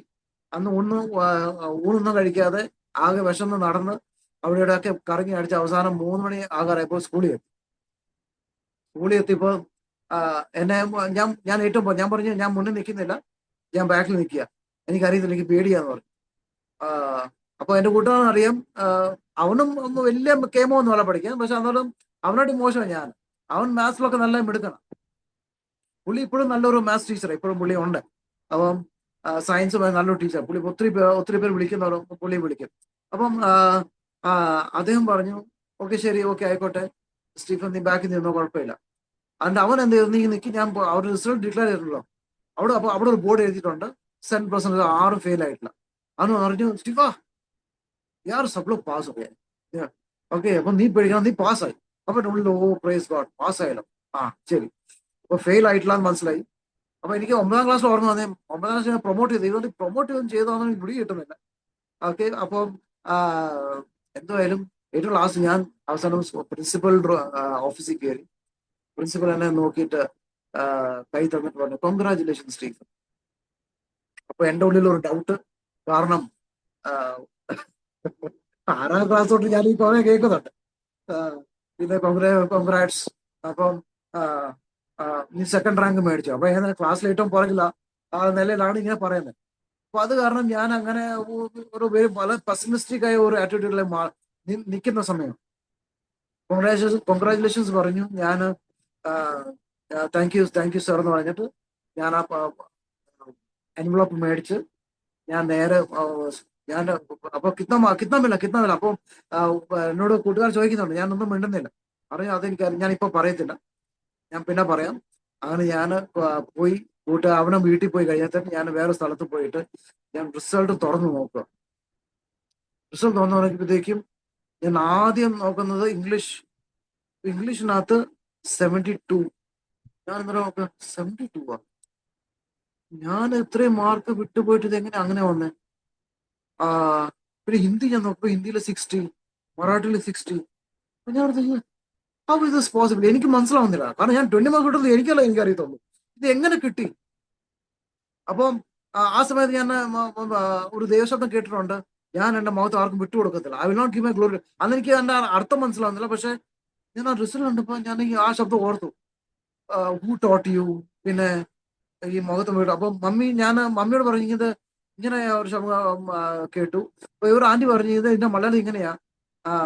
ഓക്കെ മോനെ, നീ പേടിക്കണ്ട, കർത്താവല്ല, ദൈവത്തിന്റെ ശബ്ദമല്ലേ.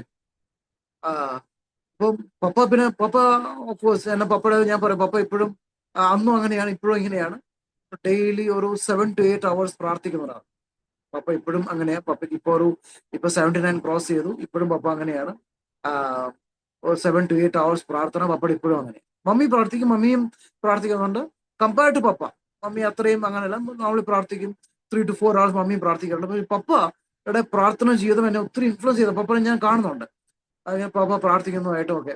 ഒന്നെങ്കിൽ ഒറ്റയ്ക്ക് വിശ്വാസത്തിലാണ്, വേറെ ആരും വിശ്വാസി വന്നിട്ടില്ല. അന്നേരം പപ്പയുടെ പ്രാർത്ഥന മൂലം പപ്പയുടെ ഒരു ബ്രദർ ഫാമിലി വിശ്വാസത്തിൽ വന്നു. എന്തായാലും ഈ റിസൾട്ട് വന്നു. ഞാൻ ഹിന്ദി നോക്കി, മറാഠി നോക്കി, ശരി. സോഷ്യൽ സ്റ്റഡീസ് അപ്പൊ അതിനകത്ത് 68 or 70 അങ്ങനെ നോക്കി. അപ്പൊ ഞാൻ അതിനോട് ഇത് സംതിങ് അൺബിലീവബിൾ. ഞാൻ അങ്ങനെ ആ സാഹചര്യമായി. അത് കഴിഞ്ഞിട്ട് ഞാൻ പിന്നെ നോക്കേണ്ടത് സയൻസ് ഞാൻ നോക്കിയപ്പോൾ 150 190. എനിക്ക് ഓർമ്മ, ഞാൻ 120 മാർക്സ് അറ്റംപ്റ്റ് ചെയ്തിട്ടുള്ളൂ. അതിനകത്ത് 119. അപ്പൊ മനസ്സിലായി, ഞാൻ പേപ്പർ അതിനകത്ത് ഒരു കാര്യം മാത്രം എഴുതിയിട്ടില്ല, ഞാൻ കൊടുത്തു. ആ ഫുൾ മാർക്ക് ദൈവം എനിക്ക് 190. ഞാൻ അന്തം വിട്ടുപോയി. ഇനി എനിക്ക് നോക്കേണ്ടത് മാത്സാണ്. കാരണം ഞാൻ ഏറ്റവും പേടിച്ച ഒരു സബ്ജക്റ്റ് അതായിരുന്നു. കാരണം 110 മാർക്സ് അറ്റംപ്റ്റ് ചെയ്തിട്ടുള്ളൂ. കാരണം അൽജിബ്രയുടെ 10ഉം ഇതിന് 30, ജോമെട്രിയുടെ 30, 40 മാർക്ക്. 150 40 മാർക്ക് അറ്റംപ്റ്റ് ചെയ്യാതെ നിൽക്കുന്ന ആള് ഞാൻ ആകെ 110 മാർക്സ് അറ്റംപ്റ്റ് ചെയ്യും. അതിനകത്ത് എത്ര ഞാൻ അത് ചെക്ക് ചെയ്തപ്പോൾ അതിനകത്ത് 109.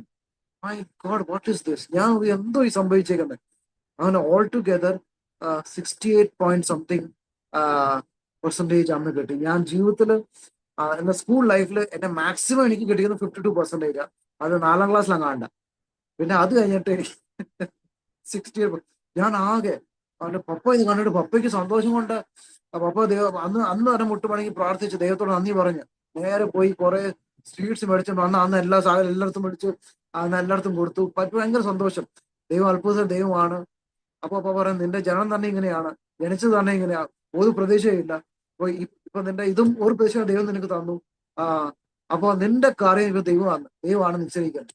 അപ്പൊ ഇനി നീ ദൈവത്തിന് വേണ്ടി നിൽക്കി. അത് അന്ന് തൊട്ട് ആ 10ാം ക്ലാസ് തൊട്ട് പിന്നെ കോളേജ് ലൈഫിലെല്ലാം കർത്താവിന് എന്റെ പഠിത്ത കാര്യത്തിലൊക്കെ കർത്താവ് കൂടെ നിന്നു. BA ഞാൻ ഡിഗ്രി പഠിക്കാൻ നേരത്ത് അതിനെ കുറച്ച് അനുഭവം ഞാൻ പറയാൻ ആഗ്രഹിക്കുന്നു. ഡിഗ്രി പഠിക്കുന്ന സമയത്ത് ഒക്കെ ക്ലാസ്സിൽ ഞാൻ BA ആണ് സെലക്ട് ചെയ്തിരുന്നത്. അപ്പം എന്റെ ക്ലാസ്സിൽ ഏകദേശം 120 സ്റ്റുഡൻസ് ഉണ്ട്. 120 സ്റ്റുഡൻസിൽ 114 ഗേൾസാണ്, പെമ്പിള്ളാറാണ്, ബാക്കി 6 ബോയ്സ്. ഇത്രയും ഉള്ളിടത്ത് ബോയ്സ് 4 പേരും ചിലപ്പോഴേ വരത്തുള്ളൂ, ചില സബ്ജക്റ്റ് വരത്തുള്ളൂ. പിന്നെ ഞാനും വേറൊരു പയ്യനേ ഉള്ളൂ, മാത്യു എന്ന് പറഞ്ഞിട്ട് ഒരാൾ. പുള്ളി ഓർത്തഡോക്സ് കാരനാണ്. പുള്ളി ചിലപ്പോൾ ബങ്ക് ചെയ്യും, ഞാൻ മാത്രം ഒറ്റയ്ക്ക്. ഇത്രയും പെമ്പിള്ളാറുണ്ട്. അപ്പൊ ടീച്ചർമാരെ നോട്ട് കാണുന്നുണ്ട് ഇത്രയും പെമ്പിള്ളാർ അങ്ങനെ ഒറ്റയ്ക്ക് നിൽക്കുന്നത്. അപ്പൊ ചില ടീച്ചർ പറയുന്നുണ്ട് Stephen we are so much influenced by the way you sit in the class. ഇങ്ങനെ ക്ലാസ്സിൽ ഇരിക്കുന്നത് നിനക്ക് അങ്ങനെ നാണക്കേട് എല്ലാം നീ ഇരിക്കുന്നുണ്ടല്ലോ. അപ്പൊ അങ്ങനെ പറഞ്ഞ് എന്നെ ഒത്തിരി പ്രോത്സാഹിപ്പിച്ചു. അങ്ങനെ കുറെ ക്ലാസ്സിലായി. അപ്പൊ എന്റെ തൊട്ട് മുന്നിലൊക്കെ പെമ്പിള്ളാർ ഇരിപ്പുണ്ടായിരുന്നു. കുറെ കഴിയുമ്പോൾ ഉണ്ട് തൊട്ട് മുന്നിൽ പെമ്പിള്ളാർ ഇരിക്കുന്നില്ല, ഇപ്പുറത്തെ പെമ്പിള്ളാർ ഇരിക്കുന്നില്ല. എല്ലാം ഒരു ബെഞ്ചിൽ 3 പേർക്ക് ഇരിക്കാൻ ഒക്കത്തുള്ളൂ. അവിടെ 4 പേര് വെച്ച് ഇരിക്കുക. അപ്പൊ ഞാൻ വണ്ടർ ഇത് എന്താ ഇരിക്കത്തി, എനിക്ക് മനസ്സിലാവുന്നില്ല. ഞാൻ അങ്ങനെ കൂടുതലും ഓക്കെ, അത് അവരുടെ ഇഷ്ടമല്ലേ. ഒരു ദിവസം ഞാനിങ്ങനെ കോറിഡോറിൽ നിൽക്കാൻ നേരത്തെ മാത്യു എന്നുള്ള ആ പയ്യൻ എൻ്റെ അടുത്ത് വന്നിട്ട് പറഞ്ഞു, സ്റ്റീഫൻ നിനക്കറിയാവോ, ഹിന്ദിയിലാ പറഞ്ഞ്, നിനക്കറിയാവോ നിന്റെ അടുത്ത് പെമ്പിള്ളേർ ഇരിക്കുന്ന നീ നോട്ട് ചെയ്ത? ഞാൻ കാണാറുണ്ട്, അവരുടെ ഇഷ്ടമല്ലേ. അല്ല അതല്ല, ഞാൻ ഒരു സത്യം പറയാൻ പോവാന്ന് പറഞ്ഞു. എന്നോട് പറഞ്ഞു,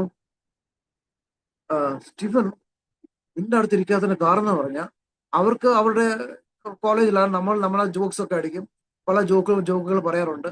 സ്റ്റീഫൻ അവിടെ ഇരിക്കുമ്പോൾ അവർക്ക് സ്റ്റീഫൻ ഇരിക്കുന്നതായിട്ടല്ല തോന്നുന്നത്, അവർക്ക് യേശു ഇരിക്കുന്ന പോലെ തോന്നും. യേശു അവിടെ ഇരിക്കും തോന്നുന്നുണ്ട്. അവർക്ക് പേടിയായി, അവർക്ക് ഭയമാണ്. അതുകൊണ്ട് അവർക്കൊന്നും നെഗറ്റീവായ പണ്ണ വർത്തമാനങ്ങളോ പറയാൻ പറ്റുന്നില്ല. അതുകൊണ്ടാണ് അവർ മാറിയിരിക്കുന്നത്. അത് കേട്ടപ്പോൾ എനിക്ക് ഭയങ്കര സന്തോഷം. കാരണം ഡെയിലി എൻ്റെ ഒരു പ്രാർത്ഥനയായിരുന്നു കർത്താവ് കോളേജിലായാലും. കാരണം കോളേജ് ലൈഫ് ഞാൻ ഒത്തിരി കേട്ടിട്ടുണ്ട്. അപ്പൊ എന്റെ പ്രാർത്ഥനയായിരുന്നു അവിടെ എല്ലാം എല്ലാവരും കർത്താവിനെ കാണണം, Lord people should see Jesus. അങ്ങനെ ഒരു പ്രാർത്ഥനയായിരുന്നു എൻ്റെ ഉള്ളിൽ ഉണ്ടായിരുന്നത്. അപ്പം അവിടെ വെച്ച് അങ്ങനെ അത് ആ ഒരു സെക്കൻഡിൽ കഴിയുമ്പോഴത്തേക്കും ഒത്തിരി പെമ്പിളാറും ആമ്പിളാറിൽ ഈ 3-4 പേരും ഒരു പെമ്പിളാറും എൻ്റെ അടുത്ത് എന്താണ് ഇപ്പൊ ഞാൻ പറയാം. അപ്പം കോളേജ് ലൈഫ് അല്ലെ, ചിലർ പുറകെ നടക്കും, അങ്ങനെയൊക്കെ ഉണ്ട്. പക്ഷെ ഞാൻ അങ്ങനെ ആർക്കും വിട്ടുകൊടുക്കുന്നില്ല. ആ ഒരു നിലയിലാവും. കുറെ കഴിയുമ്പോഴത്തേക്കും ഇവർ പിന്നെ എനിക്കൊരു ടാഗ് തന്നു, എവർ ഗ്രീൻ ഫ്രണ്ട്. അപ്പം ഞാൻ പറയും എവർ ഗ്രീൻ ഫ്രണ്ടാ.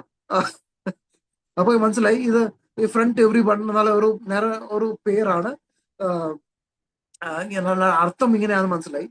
പിന്നെ ഇവര് വാട്ട് ഈസ് നിന്റെ ഉള്ളിൽ എന്താ ഇങ്ങനെ ഒരു മാറ്റം പറഞ്ഞു. ഞാൻ ഒത്തിരി ഡിഫറെന്റ്. അപ്പൊ എന്റെ ഡിഫറൻസ് പറഞ്ഞ കർത്താവ്, ബിക്കോസ് ഓഫ് ജീസസ്. അങ്ങനെ പിന്നെ കോളേജ് സെക്കൻഡ് ഇയറിലൊക്കെ കോളേജ് കഴിഞ്ഞ് 4 to 4:30 4:30 വരെ അവരെ വിളിച്ച് സുവിശേഷം അറിയിക്കാനും അവർക്ക് ബൈബിൾ കൊടുക്കാനും ഒക്കെ അദ്ദേഹം അങ്ങനെ അവസരങ്ങൾ ഒരുക്കി. അങ്ങനെ ഇപ്പൊ അവരൊക്കെ എവിടെയാണെന്നും പിടിയില്ല, അതെല്ലാം നല്ല നിലയിലാണെന്ന് മാത്രം അറിയാം. സുവിശേഷം അറിയിക്കാനൊക്കെ അദ്ദേഹം ഒരു മുഖാന്തരം ഒരുക്കി. ആ സമയങ്ങളൊക്കെ ഒത്തിരി പ്രത്യേക അനുഭവങ്ങൾ ഉണ്ടായിട്ടുണ്ട്. ഒരു പ്രാവശ്യം ഞാൻ കോളേജിൽ പോകാൻ ലേറ്റ് ആയി പോയി. ഞാൻ ലേറ്റ് ആയി. അപ്പൊ ആ സൺഡേയില, ഇതൊരു മൺഡേയാ, അന്ന് മൺഡേ ഒത്തിരി ലേറ്റ് ആയി. സൺഡേ ഞാൻ പാസ്റ്റർ എന്നെ സ്ഥാനപ്പെടുത്തിയ പാസ്റ്ററാ.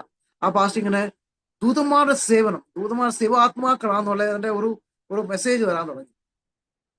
അപ്പൊ ഞാനത് ഇങ്ങനെ നമ്മൾ ആ സമയത്ത് എന്താ പറയുന്നത് അങ്ങ് ഏറ്റെടുക്കുക ചെയ്യാം. അപ്പം ആ കോളേജ് സമയത്ത് ഞാനിങ്ങനെ ലേറ്റ് ആയപ്പോഴത്തേക്കും ഞാൻ അദ്ദേഹമേ ഇന്നലെ കേട്ടേ ഉള്ളൂ ദൂതന്മാർ സേവാത്മക അങ്ങനെയാണ് കർത്താവെ. ആ, ഇന്ന് ഞാൻ ലേറ്റായി, എനിക്കറിയില്ല കോളേജ് സമയത്ത് എത്തണം, ഞാൻ ലേറ്റായി, എന്നെ സഹായിക്കണം, ഇന്ന് എനിക്കൊരു എക്സ്പീരിയൻസ് ദൈവം തരണം. ഞാൻ അങ്ങനെ ജസ്റ്റ് ചുമ്മാ പ്രാർത്ഥിച്ച് ഇറങ്ങിയേ ഉള്ളൂ. ഞാൻ പിന്നെ അപ്പൊ ഞാൻ നോർമലി കോളേജിൽ പോകാൻ 2 കിലോമീറ്റർ നടക്കണം, പിന്നെ സ്റ്റേഷനിൽ പോയിട്ട് ട്രെയിൻ കയറി, പിന്നെ അടുത്ത സമയത്ത് പിന്നെ 2 കിലോമീറ്റർ നടക്കണം, അങ്ങനെയാ. അപ്പൊ ഡെയിലി അപ്പ് ആൻഡ് ഡൗൺ ഒരു 8 കിലോമീറ്റേഴ്സ് ടോട്ടൽ നടപ്പുണ്ട്. ആ, 2 കിലോമീറ്ററിൽ ഒരു 500 മീറ്റർ നടന്നു കഴിയുമ്പോൾ ഒരു ചെറിയൊരു മലയുണ്ട്.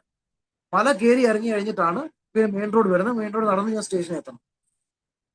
ഞാൻ വീട്ടിൽ നിന്ന്, എനിക്ക് ആക്ച്വലി കോളേജ് 11 മണിക്ക്, ഞാൻ വീട്ടിൽ നിന്ന് ഇറങ്ങിയ മണി 10, 10:15.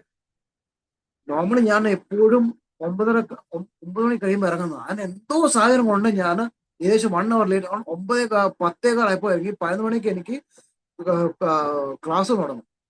എനിക്ക് പിടിയില്ല ഞാൻ എങ്ങനെ എത്തും. ഞാൻ എന്തായാലും ആ, നടക്കാൻ തുടങ്ങി. ഞാൻ നോക്കി, പതുക്കെ നടന്ന് ഞാൻ സമയം നോക്കി.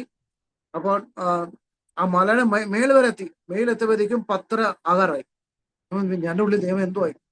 പെട്ടെന്ന് എന്റെ ബാക്കില് ഒരു ഒരു ആ, ഒരു വൈറ്റ് ഒരു ഫിഗർ പോലെ എനിക്ക് ഇപ്പോഴും അത് മനസ്സിലാവും. ഒരു ഫിഗർ എനിക്ക് ഈ 2 സൈഡിലും ഫീൽ ചെയ്യാൻ, ഒരു വൈറ്റിഷ് ഒരു ഞാൻ എന്നിട്ട് പെട്ടെന്ന് ഞാൻ നോക്കിപ്പോണ്ട്, ഞാൻ സ്റ്റേഷന്റെ അടുത്തുള്ള മെയിൻ റോഡിൽ നിൽക്കുക.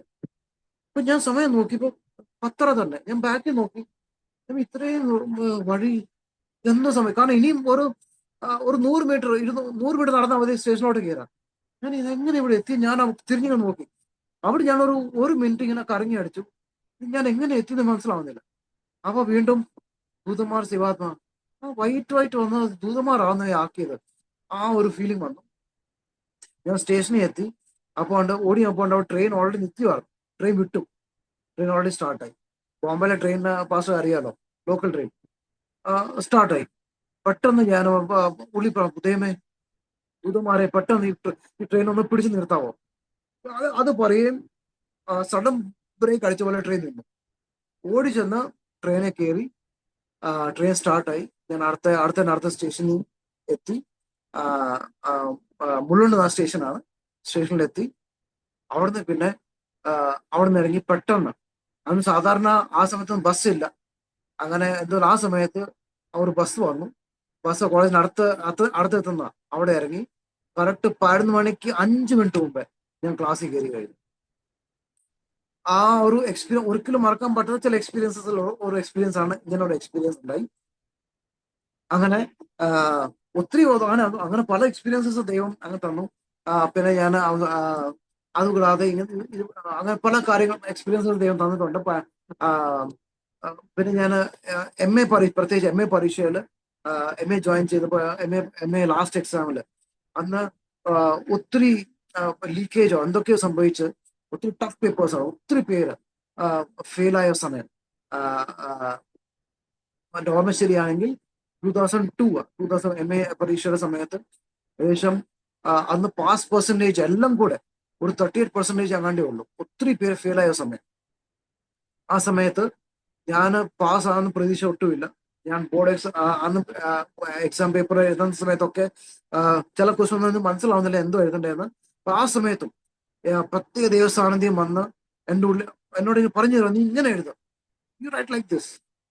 അപ്പൊ ആ പ്രകാരം ആ ശബ്ദത്താൽ അങ്ങനെ ഒരു പ്രത്യേക ഗൈഡൻസ് കിട്ടി. ഞാൻ അങ്ങനെ പേപ്പർ എഴുതി. എന്തായാലും റിസൾട്ട് വന്നു കഴിഞ്ഞപ്പോഴത്തേക്കും എൻ്റെ 32nd 33rd റാങ്ക് പൊസിഷനിൽ ഞാൻ എൻ്റെ പേര് വന്ന് കിടക്കുക. അപ്പോഴും ഞാൻ ദൈവത്തെ സ്തുതിച്ചു. കാരണം ഞാൻ ഒരിക്കലും പ്രതീക്ഷിച്ചില്ല ഞാൻ പാസ്സാവും. ആ സമയത്തും ദൈവം അങ്ങനെ അവിടെ അത് കഴിഞ്ഞിട്ടാണ് ഞാൻ നോർമലി ലോകപരമായ ജോലിയിലൊക്കെ കയറി. പല കോൾ സെന്ററിലും അങ്ങനെ പല ജോലിയിലും ഞാൻ ആ സമയത്ത് കയറി. പക്ഷെ ദൈവവിളി ഉള്ളതുകൊണ്ട് ഞാൻ ഒന്നിനും സക്സസ് ആയില്ല. അതിനുള്ളിൽ സമാധാനക്കേട്, അതിലെല്ലാം ഞാൻ റിസൈൻ ചെയ്തു. റിസൈൻ ചെയ്തപ്പോഴത്തേക്കും അന്ന് എൻ്റെ ഒരു മമ്മിയുടെ ഒരു അമ്മ എൻ്റെ ഞാൻ പറഞ്ഞു മമ്മിയുടെ അമ്മാച്ചനുണ്ടായിരുന്നു, ബോംബെയിലുണ്ടായിരുന്നു. ആ അമ്മാച്ചന് എന്നെ എപ്പോഴും മോനെ നീ ദേവാലയത്തിന് സമർപ്പിച്ചോ. ഞാനിങ്ങനെ എപ്പോഴും ഒഴിവേട്ട് വരുമായിരുന്നു. പക്ഷെ 2002 ഞാൻ അപ്പച്ചനോട് പറഞ്ഞു, അപ്പച്ചൻ ഞാൻ സമർപ്പിച്ചു, ഞാൻ ഇനിയും മുന്നോട്ട് മാറുന്നില്ല എന്ന് പറഞ്ഞ് ഞാൻ സമർപ്പിക്കുകയുണ്ടായി. ഓക്കെ മോനെ, നീ സമർപ്പിച്ചല്ലോ, ഗോഡ് ബ്ലെസ്. എനിക്കെന്നെ പ്രാർത്ഥിച്ചു, ഗോഡ് ബ്ലെസ് യു. അപ്പൊ എന്നോട് ഞാൻ ഇറങ്ങുന്ന സമയത്ത് പുള്ളി ഗോഡ് ബ്ലെസ്സിങ് പറഞ്ഞു. ഞാൻ പറഞ്ഞു പുള്ളി എന്താണ് അങ്ങനെ പറഞ്ഞത്, കാരണം ഒരിക്കലും പുള്ളി അങ്ങനെ പറയാറില്ല, അങ്ങനെ പ്രാർത്ഥിക്കുക പറയരുത്. പക്ഷെ അത് ദൈവത്തിന് നിയോഗമായിരുന്നു. പുള്ളി അന്ന് പ്രാർത്ഥിച്ചു. പുള്ളി അന്ന് പ്രാർത്ഥിച്ചതിന്റെ 4 ദിവസം പുള്ളി മരിച്ചു. പുള്ളി കർത്താവിന്റെ സന്നിധിയിൽ ചേർക്കപ്പെട്ടു. പുള്ളി ഉറക്കത്തിലാണ്. പുള്ളി പുള്ളി ഇങ്ങനെ മരിക്കുന്ന സമയം അടുക്കാറായപ്പോൾ പാസ്റ്റർ വന്നു. പുള്ളി ശുശ്രൂഷ വേല ചെയ്ത ഒരു അപ്പച്ചനാണ്. പുള്ളി അടുത്തൊരു പാസ്റ്റർ പറഞ്ഞാൽ എനിക്ക് ഭയങ്കര ഉറക്കം വരുന്നു, ഞാൻ ഉറങ്ങുവാന്നു. നമുക്ക് പിന്നെ കാണാം അങ്ങനെ പറഞ്ഞു. പാസ്റ്റർ ശരി അപ്പച്ച ശരി ഉറങ്ങ. ആ ഉറങ്ങിയത് പുള്ളി മരിക്കുക ചെയ്തത്. നേരെ അങ്ങനെ ഒരു മരിക്കുന്നതിന് തൊട്ട് ഒരു 5 മിനിറ്റ് മുമ്പേ ആ പാസ്റ്റർ പറയുന്ന മുമ്പേ ഒരു നഴ്സ് ഉണ്ടായിരുന്നു. പുള്ളിക്കാരൻ അഡ്മിറ്റ് ആയിരുന്നു. അങ്ങനെ ഹാർട്ട് അറ്റാക്ക് ആയിരുന്നു. ആ നഴ്സിനോട് പറഞ്ഞു, ദേ 2 പേര് വരുന്നുണ്ട്, ഞാൻ അവരോട് പോവാ. അപ്പൊ നഴ്സുമാർക്ക് മനസ്സിലായില്ല, ഈ 2 പേര് വരുന്നു അവരോട് പോവാന്ന് അർത്ഥം എന്തോ അതൊന്നും മനസ്സിലായില്ല. അത് ഫെബ്രുവരി 22 പുള്ളി മരിക്കുന്നത്. 22, 2002. അപ്പം പുള്ളി അങ്ങനെ പറഞ്ഞു. തൊട്ട് കഴിഞ്ഞ ഒരു പാസ്റ്ററോട് ഇങ്ങനെ പറഞ്ഞു. അപ്പൊ പുള്ളിയുടെ മരണം എന്നെ ഭയങ്കരമായിട്ട് ഇത് ഫീൽ ചെയ്തു. വാട്ട് എ ബ്ലസ്സഡ് ഡെത്ത് ആണ് പുള്ളി മരിച്ചത്. പുള്ളി പോവാന്ന് പറയുകയും ചെയ്തു, ഉറക്കം വരുന്നു. അപ്പോൾ ഈ ദൈവജനത്തിന്റെ മരണം എന്ന് പറഞ്ഞ ഒരു ഉറക്കമാണെന്ന് പറഞ്ഞത് ആ ഒരു യാഥാർത്ഥ്യം അന്ന് മനസ്സിലായി. എന്തായാലും കർത്താവിന്റെ വേലയ്ക്ക് വേണ്ടി ഞാൻ സമർപ്പിച്ചു. അതെന്റെ ആ മാർച്ചിൽ വീണ്ടും ഒരു പ്രത്യേക അനുഭവം ഉണ്ടായി. ഞാൻ റൂമിൽ ഒറ്റയ്ക്കാണ്. പ്രത്യേക ഒരു തേജസ് എന്റെ മുറിയിൽ ഇറങ്ങി.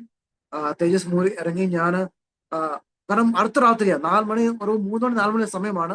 ലൈറ്റ് എല്ലാം ഓഫ് ആണ്. പക്ഷെ മുറിയിൽ ഒരു പ്രകാശം എനിക്ക് കത്തുന്ന പോലെ തോന്നി. ഞാൻ പെട്ടെന്ന് നോക്കിക്കൊണ്ട് വല്ലാത്തൊരു പ്രകാശം. ആ സമയത്ത് ഒരു ദൈവശബ്ദം കേട്ടു. വേദവസ്തു എടുക്കാൻ പറഞ്ഞു. വേദവസ്തു എടുക്കാൻ തുടങ്ങി. Read Matthew chapter 24. അതേ ശബ്ദം. അപ്പൊ എനിക്ക് മനസ്സിലായി, ഞാൻ കേട്ട അതേ 10ാം ക്ലാസ് കേട്ട അതേ ശബ്ദം വീണ്ടും. അങ്ങനെ മാത്യു ചാപ്റ്റർ 24 കർത്താവ്, ഞാനത് വായിച്ചു. കർത്താവ് കുറച്ച് കാര്യങ്ങൾ നിങ്ങൾ പറഞ്ഞു തന്നു. ഇത് നീ മനസ്സിൽ വെക്കാൻ പറഞ്ഞു. Be ready for it. അപ്പം 10 കന്യകമാരെ കുറിച്ചുള്ള കാര്യമാണ് കർത്താവ് പറഞ്ഞത്. അത് കഴിഞ്ഞ് ഞാൻ മനസ്സിൽ വെച്ചു. വീണ്ടും ഞാൻ കർത്താവിന് വേലയ്ക്ക് വേണ്ടി വീണ്ടും സമർപ്പിച്ചു. അതാണ് ടോട്ടൽ ഡെഡിക്കേഷൻ ഞാൻ കയറിയത്. അത് കഴിഞ്ഞിട്ട് ആ ജൂണിലാണ് ഞാൻ മണക്കാലെ പോയത്. മണക്കാലെ പോയി ഇഡിക്ക് ഞാൻ ചേർന്നു. ഇഡിക്ക് ഞാൻ ആ 4 വർഷം അവിടെയും വെച്ചും ഒത്തിരി അതെന്താ പറയുക, സ്ട്രേഞ്ച് എക്സ്പീരിയൻസ് ഉണ്ടായിട്ടുണ്ട്. എനിക്ക് പറയാൻ അത് സമയം കൊണ്ടോ അറിയില്ല. സ്ട്രേഞ്ച് എക്സ്പീരിയൻസ് അവിടെ ഉണ്ടായിട്ടുണ്ട്. അത് മണക്കാലം ഞാൻ നോക്കുമ്പോൾ മണക്കാല ഫെയ്ത്ത് വേൾഡ് സെമിനാറി അത്. അപ്പൊ എനിക്ക് മനസ്സിലായി, അവിടെ കയറി എന്നെ വിശ്വാസം പഠിപ്പിക്കാൻ വേണ്ടിയാണ് കർത്താവ് അവിടെ കൊണ്ടാക്കിയെന്നുള്ളത് ആ സമയത്താണ് എനിക്ക് മനസ്സിലാവുന്നത്. ഞാൻ ഫസ്റ്റ് ഇയർ അവിടെ ജോയിൻ ചെയ്ത് കഴിഞ്ഞപ്പോഴത്തേക്കും അന്ന് ഇപ്പോഴത്തെ മണക്കാല 50th സിറ്റുവേഷൻ ഒക്കെ മാറി. അന്ന് കൊച്ചുമുറി, നമ്മൾ 3 പേരുണ്ട്. ഞാൻ ഇപ്പോൾ വേറെ 2 പേരുണ്ട്. ഞാൻ നോക്കിക്കൊണ്ട് ഫാൻ ഇല്ല. എപ്പോഴും ഫാൻ ആവശ്യമുണ്ട്. അവിടെ നോക്കി ഫാൻ ആകെ 25 വോൾട്ട് ബൾബാണ് സെന്ററിൽ കിടക്കുന്നത്. ഇത് ചൂടെടുത്തിട്ട് വയ്യ. ഞാൻ അത് 1 മാസം കഷ്ടിച്ചെന്ന് ഞാൻ തീരുമാനിച്ച് ഞാൻ എങ്ങനെയാണ് അവിടെ രക്ഷപ്പെട്ട് ഓടുന്നത്. എനിക്കിത് പറ്റത്തില്ല, ചൂട് കാരണമാണ്. അപ്പോൾ ഞാൻ രക്ഷപ്പെട്ട് ഓടുന്ന തലേ ദിവസം ഒരു പാസ്റ്റർ, എന്നെ കൊണ്ടാക്കിയ ഒരു പാസ്റ്റർ ഉണ്ട്. ആ പാസ്റ്ററിനെ വിസിറ്റ് ചെയ്യാൻ വന്നു. പുള്ളി ഒരു പ്രവാചകൻ കൂടെയാണ്. രജി കെ ചെറിയാന്നാണ് ആ പാസ്റ്ററുടെ പേര്. പുള്ളി ഇപ്പോഴും നാട്ടിലുണ്ട്. പുള്ളി ആ പാസ്റ്റർ എൻ്റെ അടുത്ത് വന്നിട്ട് പറഞ്ഞു, മോനെ ചൂടേറിയ അനുഭവത്തോട് പോയാലേ കർത്താവിന്റെ വേല ശോഭിച്ചു വരാൻ ഒക്കത്തുള്ളൂ. തീ ചൂളെ കൂടെ പോകണം. കാരണം ദാനിയേലിനെ കണ്ടില്ലേ, ശദ്രക് മേശകാണോ കണ്ടില്ലേ, ഇങ്ങനെയൊക്കെ തൂച്ചു. അപ്പൊ എനിക്ക് മനസ്സിലായി ഫാൻ ഇല്ല. അപ്പൊ എന്റെ ലിറ്ററൽ ഞാൻ മിനിമം ഫാൻ ഇല്ല. ശരിയാ, ചൂടേറിയ അനുഭവം. ഞാൻ അല്ലെങ്കിലും അവിടെ രക്ഷപ്പെടാൻ നോക്കുക. ശരിയാ, മെത്തയില്ല. അപ്പൊ അങ്ങനെയൊക്കെ നിൽക്കുമ്പോൾ ഞാൻ പ്രാർത്ഥിച്ചു. എന്തായാലും തീരുമാനം എടുത്ത് കർത്താവ് ഇനി ഞാൻ തിരിച്ചു പോകുന്നില്ല. എന്താണ് ശരി, ഞാൻ തിരിച്ചു പോകുന്നില്ല. അങ്ങനെ വീണ്ടും സമർപ്പിച്ച് അങ്ങനെ ഒരു ഫസ്റ്റ് ഇയർ 4 മാസം കഴിഞ്ഞപ്പോഴത്തേക്കും പ്രത്യേക പെർമിഷൻ കിട്ടി. അതായത് എനിക്ക് പ്രത്യേക പെർമിഷൻ കിട്ടി. അങ്ങനെ റൂമിൽ ഫാൻ ഫിറ്റ് ചെയ്തു. അത് കഴിഞ്ഞിട്ട് ആ ബൾബ് ഒരു സെപ്പറേറ്റ് അത് ഫിറ്റ് ചെയ്തു. അങ്ങനെ ഓക്കെ, റൂം ഫാനായി. പിന്നെ ആരാണ്ട് വന്ന് എന്നെ സ്പോൺസർ ചെയ്ത് ഒരു ചെറിയ മെത്ത മേടിച്ച് അന്ന് ഞാൻ ശരിക്കും ഉറങ്ങിയത്. പിന്നെ അത് ഡ്യൂട്ടി കാര്യങ്ങളൊക്കെ ഉണ്ട്. അപ്പൊ അതൊക്കെ എന്നെ ഒത്തിരി ബാധിക്കുന്നുണ്ടായിരുന്നു. പിന്നെ പരീക്ഷ സമയത്തൊക്കെ എനിക്ക് എങ്ങനെ ചെയ്യണം ഒന്നും അറിയത്തില്ല. പക്ഷെ കാരണം ഡ്യൂട്ടി സമയം അങ്ങനെയൊക്കെ ഉണ്ടായി. അന്ന് പ്രത്യേക സെക്കൻഡ് ഇയറിൽ എനിക്ക് പ്രത്യേകിച്ച് മെയിൻ ഡ്യൂട്ടിയിൽ ഇട്ടിട്ട് പഠിക്കാൻ ഒട്ടും സമയം കിട്ടിയില്ല. കംപ്ലീറ്റ് ഡ്യൂട്ടി ആയി, ഇതായി. അന്ന് ആ കഴിഞ്ഞിട്ട് ആ ആ സമയം ആ മാസം തന്നെ എക്സാം ഉണ്ടായിരുന്നു. പക്ഷെ എക്സാമിൽ ഞാൻ തൂക്കും നോക്കാൻ വിചാരിച്ചു. പക്ഷെ അന്നും കർത്താവ് അത്ഭുതം ചെയ്ത് അന്ന് ഞാൻ ക്ലാസ്സിൽ എനിക്കൊന്ന് ഫസ്റ്റ് ആയിരുന്നു. നല്ല മാർക്ക് മേടിച്ചു. അപ്പോൾ ആ സമയത്ത് ദൈവം പ്രൂവ് ചെയ്ത് കാണിക്കും ഞാൻ കൂടെ ഉണ്ട്. അപ്പൊ എന്റെ കൂടെ അന്നേ ഒത്തിരി ആ, വിചിത്രമായ എക്സ്പീരിയൻസസ് ഉണ്ടായി. അത് കഴിഞ്ഞിട്ട് ഞാൻ പുറത്ത് പോകുമ്പോൾ ചിലപ്പോൾ ഒരു ഷൂ മേടിക്കാൻ പോകുമ്പോഴും കർത്താവ് എന്നെ പറയും ഈ ഷൂ മേടിക്കരുത്. പ്രത്യേക ഹോളി സ്പിരിറ്റ് ഗൈഡൻസ്, ഇന്ന സ്ഥലത്ത് പോയിട്ട് ഇന്ന കടയിൽ അവിടുന്ന് മേടിക്കാൻ പറയും. അപ്പൊ അന്ന് ആ സ്ഥലത്ത് അപ്പൊ എന്റെ കൂടെ വേറൊരു ബ്രദർ ഉണ്ടായിരുന്നു. അപ്പൊ ആ പുള്ളിയും അച്ഛാ അച്ഛാ എന്നാ നീ നിൽക്കുന്നേ പറയല്ല, എന്റെ ഉള്ളിൽ പറയുന്ന അവിടെ പോകാനായിട്ട്. അന്ന് അവിടെ പോവും. അവിടുന്ന് ഒരു ഷൂ വേറെ നിസ്സാരമായ വിലയ്ക്ക് ഒരു ഷൂ മേടിക്കും. ആ, അങ്ങനെ ഡിഫറെന്റ് ആയ എക്സ്പീരിയൻസസ് കർത്താവ് ഇങ്ങനെ നിയന്ത്രിക്കാൻ തുടങ്ങി. പല കാര്യങ്ങൾ ഒരു നിയന്ത്രിക്കാൻ, എല്ലാ കാര്യത്തിലും നിയന്ത്രിക്കാനായിട്ട് കർത്താവ് ഇടപെടാൻ തുടങ്ങി. ആ മണക്കാലെ വെച്ച് ഒരു പ്രാവശ്യം ഓർമ്മയുണ്ട്, എനിക്ക് ബർത്ത് സർട്ടിഫിക്കറ്റ് എനിക്ക് ബർത്ത് സർട്ടിഫിക്കറ്റ് ഇല്ല. കാരണം വീട്ടിൽ ബർത്ത് സർട്ടിഫിക്കറ്റ് ഉണ്ടാക്കണം. അപ്പൊ എന്നാ ഒരു അമാച്ചൻ നാട്ടിലുണ്ട്. അമാച്ചൻ പറഞ്ഞു ഇന്ന സമയമാകുമ്പോൾ നീ ഒരു കാര്യം ചെയ്, ആ, രാവിലെ ഒരു 8 മണിയാകുമ്പോൾ തിരുവല്ലയിൽ വീട്ടിൽ വരണം എന്ന് പറഞ്ഞു. അപ്പൊ തിരുവല്ല 8 മണിക്ക് അവിടെ എത്തണമെങ്കിൽ ഞാൻ എങ്ങനെ വേണം മണക്കാരയില് ഞാനൊരു രാവിലെ ഒരു 5 മണി 5:30 ഇറങ്ങിയാല് ഞാൻ തിരുവല്ല 8 മണിക്ക് വീട്ടിൽ കയറാൻ നോക്കത്തുള്ളൂ. അങ്ങനെ ഞാൻ അലാറം ഒക്കെ വെച്ചു. അലാറം വെച്ച് പക്ഷെ അന്ന് അലാറം വെച്ച് ഞാൻ കേട്ടില്ല. ഞാൻ കണ്ണു തുറന്നപ്പോഴത്തേക്ക് മണി 7 മണി. അയ്യോ, ഞാനാകെ വിഷമിച്ച് ഞാൻ പെട്ടെന്ന് കുളിച്ച് റെഡിയായി. മണക്കാലം സെമിനാറിൽ നിന്ന് എനിക്ക് മണി 8 മണി. ഞാൻ ഓടി ചെന്ന് പെട്ടെന്ന് ബസ് കയറി. ബസ് സ്റ്റാൻഡിൽ എത്തി. ഒരു ഫാസ്റ്റ് പാസഞ്ചർ കാണും. ഫാസ്റ്റ് പാസഞ്ചറിലാണ് കയറി. ഫാസ്റ്റ് പാസഞ്ചർ കയറിയപ്പോൾ അത് ലോക്കൽ ബസ് പോലെ ആയിപ്പോയി. എല്ലാ സ്റ്റോപ്പിലും നിന്ന് പോവാ. ഞാൻ ഇതിന് വളരെ ഞാൻ ബസ്സിലാക്കിയത് ഫാസ്റ്റ് പാസഞ്ചർ ആണോ ഇത്? ലോക്കൽ ബസ് പോലെ എല്ലാ സ്റ്റോപ്പിൽ നിൽക്കുക. എന്റെ ഉള്ളിൽ ഇങ്ങനെ പിറുപിറുപ്പ് പോലെയും വന്നു. പെട്ടെന്ന് വീണ്ടും ദൈവശബ്ദം, ഇവരെ നിന്നെ നടത്തിയത് ആരാ? I M in control. ഒരു ശബ്ദം, ദൈവമേ ഐ എം വെരി സോറി. എന്നെ എഴുന്നേൽപ്പിച്ച ദൈവമാണെങ്കിൽ കർത്താവിന് അറിയാം. ഞാൻ നേരെ അമ്മാച്ചനെ വിളിക്കാൻ എനിക്ക് അന്ന് ഫോണൊന്നുമില്ല. ഞാൻ തിരുവല്ല എത്തി. തിരുവല്ല അടുത്ത ബസ് മല്ലപ്പള്ളിക്കുള്ള ബസ് കയറി. അവിടുത്തെ വില്ലേജ് പഞ്ചായത്തിലെ നേരെ വില്ലേജ് പഞ്ചായത്തിലൂടെ പോകുന്നു. അപ്പൊ ഞാൻ നോക്കാം മണി 10:30 കഴിഞ്ഞു. ഞാൻ ബസ് സ്റ്റോപ്പിലേക്ക് നടന്നു വെച്ച പഞ്ചായത്തിലോട്ട് നടന്നു പോവാ. ആ പഞ്ചായത്ത് നടക്കാറൊക്കെ ഉണ്ട്. അമ്മാച്ചൻ ബാക്കിൽ നിന്ന് ഇങ്ങനെ സ്കൂട്ടർ കൊണ്ട് വരിക. കാരണം അമ്മാച്ചൻ ഇച്ചിരി ചൂടുള്ള മനുഷ്യനാണ്, ഭയങ്കര ചൂട്. അപ്പം ഞാൻ പേടിച്ചാ പോകുന്നത്. കാരണം പുള്ളി ഇനി മിക്കവാറും എന്നെ ശരിയാക്കും എന്നൊക്കെ. കാരണം എന്നെ 8 മണിക്ക് വിളിച്ചതാ. ഞാൻ 10:30 അപ്പൊ അമ്മച്ചൻ എന്നെ കണ്ടു പറയാ, ആ എത്തിയല്ലോ ഉള്ളൂ, കുഴപ്പമില്ല. ഞാനും ഈ സമയത്ത്, കാരണം ഈ പഞ്ചായത്ത് ഓഫീസല്ലേ, മണി തുറക്കുമ്പോ 10-10:30 ആവും. അത് നീ ഈ സമയത്ത് വന്നത് നന്നായി. 8 മണിക്ക് വരാതെ നീ 10:30 വന്നത് നന്നായി. അപ്പൊ ഞാൻ ഓർക്ക്, ദൈവത്തിന് ഇത് മുന്നമേ ദൈവം കണ്ടതാ. അതുകൊണ്ടാണ് എന്നെ ഈ സമയത്ത് വിളിച്ചതും ആ ബസ് കിട്ടിയതും. അപ്പൊ ഞാൻ ദൈവത്തോട് നന്ദി പറയാം. അപ്പൊ ദൈവത്തോടുള്ള വീണ്ടും ഒരു ദൈവത്തിന്റെ കൺട്രോൾ എനിക്ക് മനസ്സിലാകാൻ തുടങ്ങി. അങ്ങനെ ഒരു സംഭവം ഉണ്ടായി. അതുപോലെ തന്നെ മണക്കാൽ വേറെ 2 എക്സ്പീരിയൻസ് പെട്ടെന്ന് പറയാം. അത് കഴിഞ്ഞിട്ട് ഒരു സമയത്തുണ്ട് ഈ തുണി ഒരു മീറ്റിംഗ് ഉണ്ടായി. മീറ്റിംഗില് ഒരു നാട്ടിലൊരു പാട്ടുകാരനാണ്, BJ ട്രാവൽ എന്നൊരു പാട്ടുകാരൻ നാട്ടിലുണ്ട്. പുള്ളി മനക്കാല ചാപ്പലിൽ അന്ന് പുള്ളിയെ പ്രത്യേകം ക്ഷണിച്ചിട്ടുണ്ട് പുള്ളിയുടെ. അപ്പൊ അന്ന് ഞാൻ 3 മണിക്കാണ് മീറ്റിംഗ്. അപ്പൊ എല്ലാം 3 മണിക്ക് മീറ്റിംഗ് തുടങ്ങി. 3-3:30 ആയപ്പോ ഭയങ്കര മഴ. അപ്പോഴെനിക്ക് ഓർമ്മ വന്നേ, തലേ ദിവസം ഞാൻ തുണി കഴുകി മണക്കാല ടെറസിൽ ഞാൻ ഉണക്കാനിട്ടേക്കും. അപ്പൊ ഞാൻ ദൈവമേ, ഇത്രയും ഞാൻ മെനക്കെട്ട തുണി കഴുകിയത് എല്ലാം കൂടെ അതുപോലെ പോയി. അന്ന് ഓർത്ത് ഞാൻ വിഷമിച്ചു. പക്ഷെ അന്ന് ഉള്ളില് എല്ലാ സ്ഥലത്തും ദൈവത്തോട് നന്ദി പറയാനുള്ള വാക്യം എന്റെ ഉള്ളിൽ വന്നു. അപ്പൊ ഞാൻ ഓക്കെ ദൈവമേ, കർത്താൻ അറിയാലോ. അപ്പോൾ അത് പെട്ടെന്നൊരു വാക്യം ഓർമ്മ വരിക, your labour in Christ is not in vain. കർത്താവിലുള്ള ശ്രമം ഒരിക്കലും വ്യർത്ഥമല്ല എന്നുള്ള ഒരു വചനമുണ്ട്. പെട്ടെന്ന് ഓർമ്മ വന്ന് ഞാൻ പെട്ടെന്ന് മീറ്റിംഗ് 4:30 ആയപ്പോൾ മീറ്റിംഗ് കഴിഞ്ഞു. 5 മണിയാകുമ്പോൾ മീറ്റിംഗ് കഴിഞ്ഞു. 5 മണി മീറ്റിംഗ് ഞാൻ പെട്ടെന്ന് ഞാൻ നേരെ ഓടിയത് ടെറസിലോട്ടാണ്. പക്ഷെ ടെറസിൽ പോയപ്പോ പല തുണികൾ നനഞ്ഞു കിടക്കുക, ഈ മഴ വന്നിട്ട്. പക്ഷെ എന്റെ തുണികൾ ഉണങ്ങി കിടക്കും. എനിക്ക് ആകെ ഇതെന്തോ സംഭവം, ബാക്കിയെല്ലാം തുണി നനഞ്ഞു കിടക്കുന്നു, വെള്ളം ഇങ്ങനെ ഇത്, എന്റെ തുണി മാത്രം ഇങ്ങനെ ഒരു ഒരു ഒരു ആ, ഒരു നനവ് പോലും ഇല്ല, അത് ഉണങ്ങി കിടക്കും. എനിക്ക് ഇതുവരെ മനസ്സിലായിട്ടില്ല ഇത് എങ്ങനെയാ സംഭവിച്ചത്. കാരണം അപ്പുറത്ത് ഇപ്പുറത്തെല്ലാം തുണി അവിടെ, ഇത് കറക്റ്റ് ഓപ്പൺ സ്പേസാ. അങ്ങനെ ഡ്രൈ തുണി എടുത്തോണ്ട് ഈ റൂമിൽ വന്നു. അപ്പൊ ആരോ ചോദിച്ചു, അവിടെ സ്റ്റീഫ നിന്റെ തുണി എങ്ങനെയാ ഉണങ്ങി കിടക്കുന്നത്? അപ്പൊ പറയും എന്റെ എനിക്ക് പിടികിട്ടില്ല എങ്ങനെയാ. അപ്പൊ അപ്പൊ ഞാൻ അവിടെയും സാക്ഷ്യം പറയാൻ തുടങ്ങി. എന്നെ ഇങ്ങനെ മീറ്റിംഗിൽ കർത്താവിന്റെ ശബ്ദം കേട്ടു, നിന്നെ ശബ്ദം വ്യർത്ഥമല്ല, നീ എന്നെ ആശ്രയിച്ചല്ലോ. അപ്പൊ കർത്താവിൽ ആശ്രയിച്ചാൽ എങ്ങനെ ഇരിക്കുന്നു എന്ന ഒരു വീണ്ടും ആ ഒരു എക്സ്പീരിയൻസ് വീണ്ടും എന്നെ വിശ്വാസത്തിൽ മോട്ടിവേറ്റ് ചെയ്തു. എനിക്ക് ഇപ്പോഴും ഓർമ്മയുണ്ട്, അന്ന് ഫസ്റ്റ് ഇയറിൽ ഒരു സംഭവം ഉണ്ടായി. സെക്കൻഡ് ഇയറിൽ ഒരു ഫ്രണ്ട് എനിക്ക് വന്ന് എന്നോട് പറഞ്ഞു, എനിക്കൊരു 300 രൂപയുടെ ആവശ്യമുണ്ട്, ഒന്ന് തരാൻ പറ്റുമോ?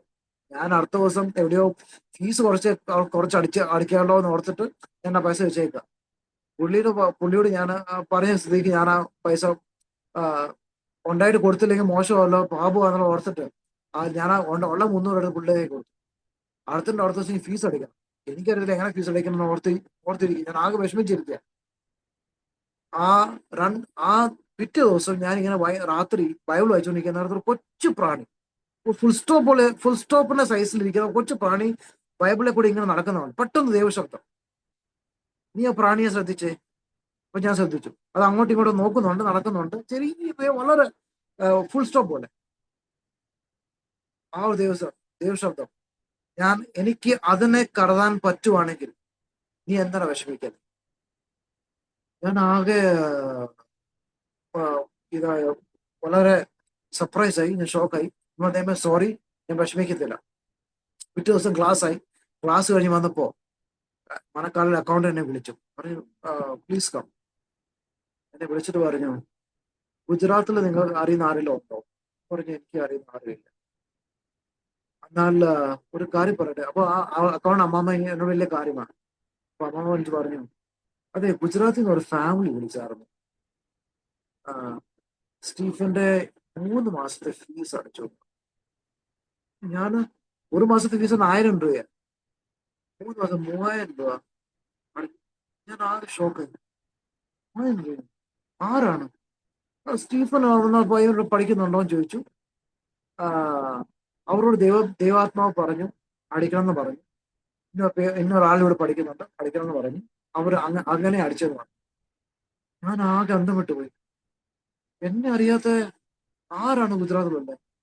അങ്ങനെ അവിടെ അതൊരു വേറൊരു അൺഎക്സ്പെക്ടഡ് എക്സ്പീരിയൻസ് ആയിരുന്നു. അങ്ങനെ എന്റെ ഫീസ് അടിച്ചു. ഗ്രാജുവേഷൻ സമയത്ത് എന്നെ കാണാൻ ആ ഫാമിലി വന്നു. അന്നാണ് ഞാൻ ആദ്യമായിട്ട് ആ ഫാമിലിയെ കണ്ടതും അവരെ പരിചയപ്പെട്ടു. അവരോട് ഇങ്ങനെ ദൈവം സംസാരിച്ചതും, അങ്ങനെ വളരെ ഒരു ഡിഫറെന്റ് എക്സ്പീരിയൻസ് കൂടെ ഞാൻ മാണക്കായിൽ നിന്ന് പുറത്തു വന്നു. ബോംബെയിൽ സുശീവേല ചെയ്യാൻ വന്നു. ഒരു വർഷം ഞാൻ ഒരു ഇംഗ്ലീഷ് ചർച്ചിലെ പാസ്റ്ററായിട്ട്, അന്ന് 2006 ഞാൻ മാരേജ് കഴിഞ്ഞത്.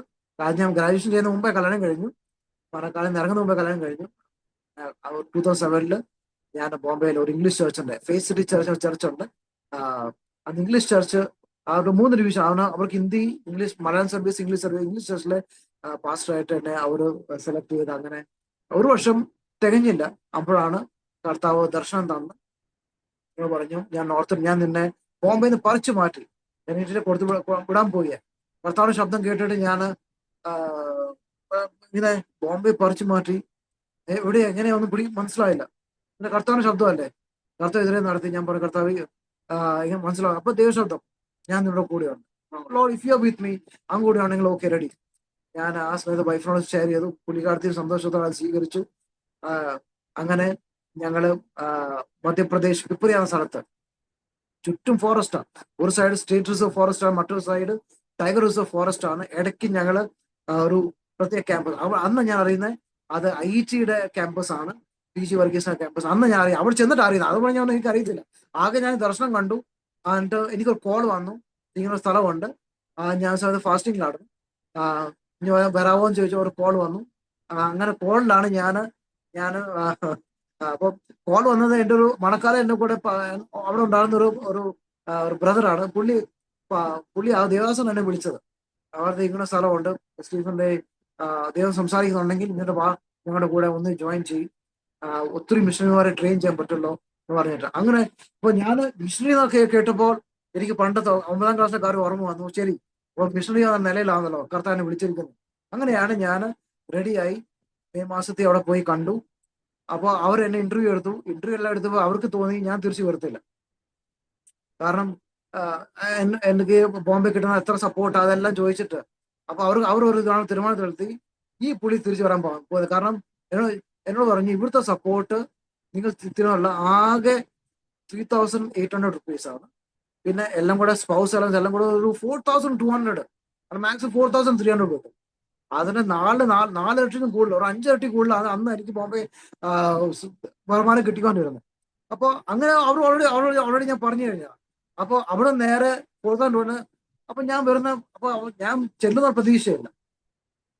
അപ്പൊ അന്ന് ഇത് പറഞ്ഞപ്പോ എന്റെ ഉള്ളിൽ ഡൗട്ട്, ദൈവമേ ഇത്രയും ഉള്ളോ ബോംബെ കിട്ടുന്നതിനായിട്ട് നേരെ അതിന്റെ നോർമലി ആൾക്കാര് മുന്നോട്ട് വന്ന് നോക്കുന്നത് ഒരു സ്കെയിൽ, ഹയർ സ്കെയിലാണ് നോക്കുന്നത്. ഇത് നേരെ ഞാൻ ഡൗൺ സ്കെയിലോട്ട് ആകുന്നു.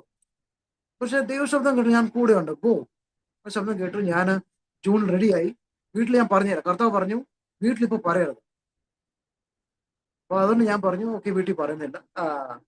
ഞാൻ പറയും ഞാനിങ്ങനെ മധ്യപ്രദേശിൽ പോവാ. അപ്പൊ പപ്പയുടെ ഉള്ളിൽ പപ്പ തോന്നി ഓക്കെ ഇറ്റാർസിയിൽ ഒരു ബൈബിൾ കോളേജ് ഉണ്ട്, ചിലപ്പോ അവിടെ ആയിരിക്കും. പപ്പ ചുമ്മാ ഫീൽ ചെയ്തു. ഓക്കെ, ഞാൻ പറഞ്ഞില്ല. ഞാൻ ഇറ്റാർസിയുടെ മുന്നോട്ടാന്ന് പറയും, ഇറ്റാർസിന്ന് മുന്നോട്ട്. അപ്പൊ പപ്പ അതാ വിചാരിച്ചത്. പക്ഷെ ഞാൻ പറയാൻ പോയില്ല. ഞാൻ അവിടെ ചെന്നു, ജോയിൻ ചെയ്തു. ഒത്തിരി പേര് അവിടുന്ന് സാക്ഷ്യം പറയാൻ തുടങ്ങി. നിങ്ങൾ വരുന്നോളം ഞങ്ങൾ ദൈവം ഞങ്ങളോട് കാണിച്ചതാണ്.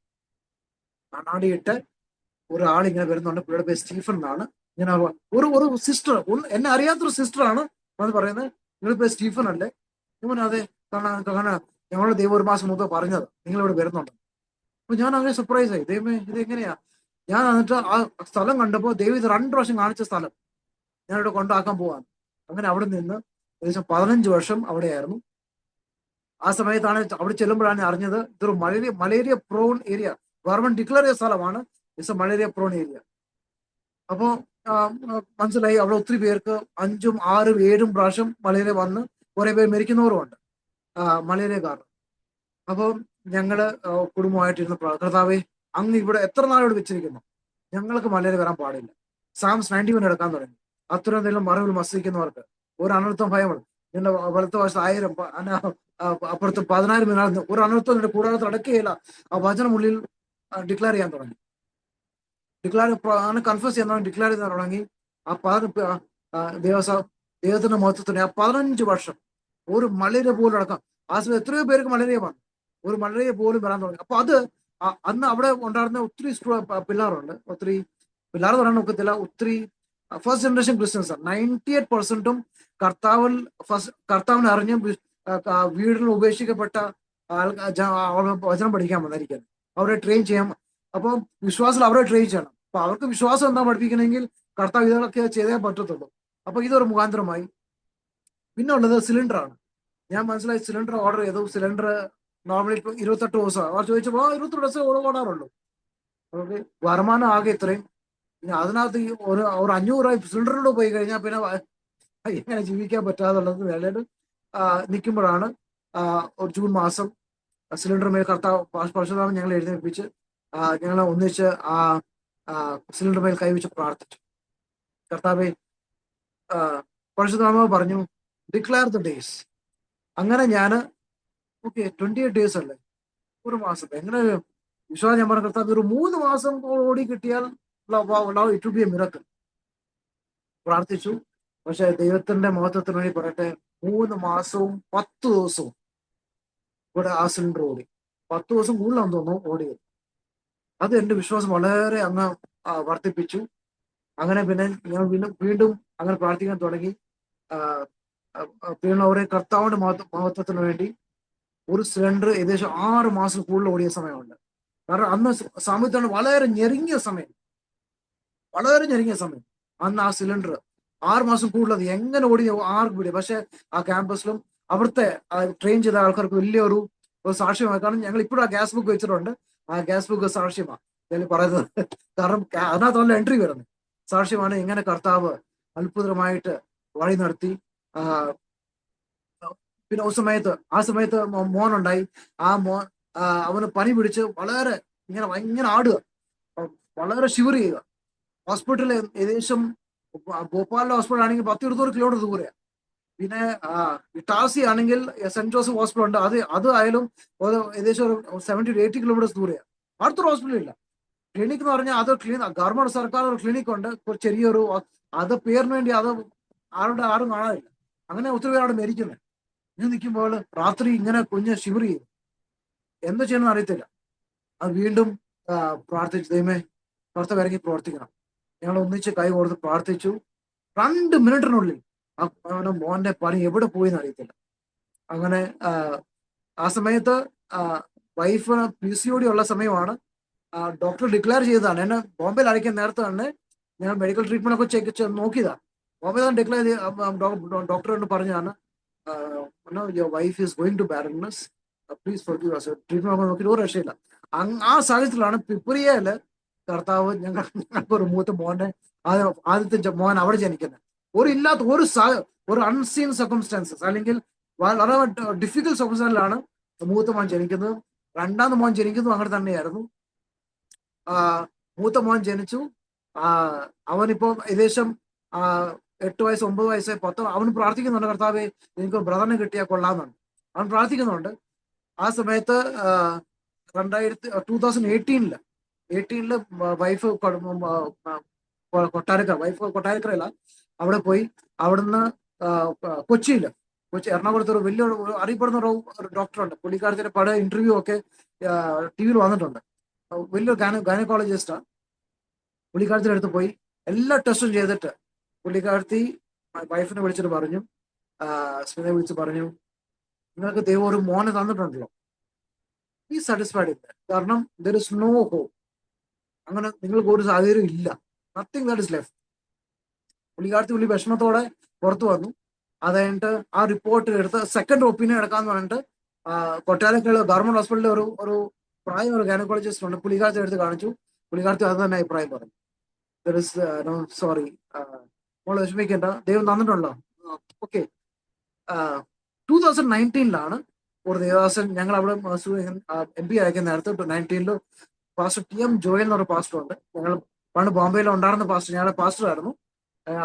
പുള്ളി വലിയൊരു പ്രവാചകം കൂടെയാണ്. പുള്ളിക്കാരത്തി ആ സമയത്ത് പുള്ളിക്കാരത്തി ബാക്കിൽ നിന്ന് ഇങ്ങനെ ചാപ്പിളില്ല പ്രാർത്ഥന സമയത്ത് പുള്ളിക്കാരത്തി ഇങ്ങനെ മൂടി നിൽക്കുന്നുണ്ട്, തലമുള്ളി ഇങ്ങനെ ഇട്ടുന്നതുകൊണ്ട് പുള്ളിക്കാരൻ മനസ്സിലായില്ല എന്റെ വൈഫാണ്.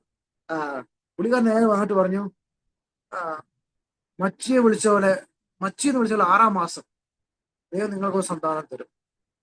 അപ്പൊ അത് 2019 ഇങ്ങനെ പറഞ്ഞു. അതൊരു ഓഗസ്റ്റ് സെപ്റ്റംബർ മാസം അങ്ങാണ്ടാണ് വിശ്വസിച്ചു. അത് കഴിഞ്ഞിട്ട് 2020 ഫെബ്രുവരിയിൽ ആണ് കർത്താവിന്റെ അത്ഭുതം സംഭവിക്കുന്നത്. പുള്ളിക്കാരത്തി പ്രഗ്നന്റ് ആണെന്നുള്ളത്.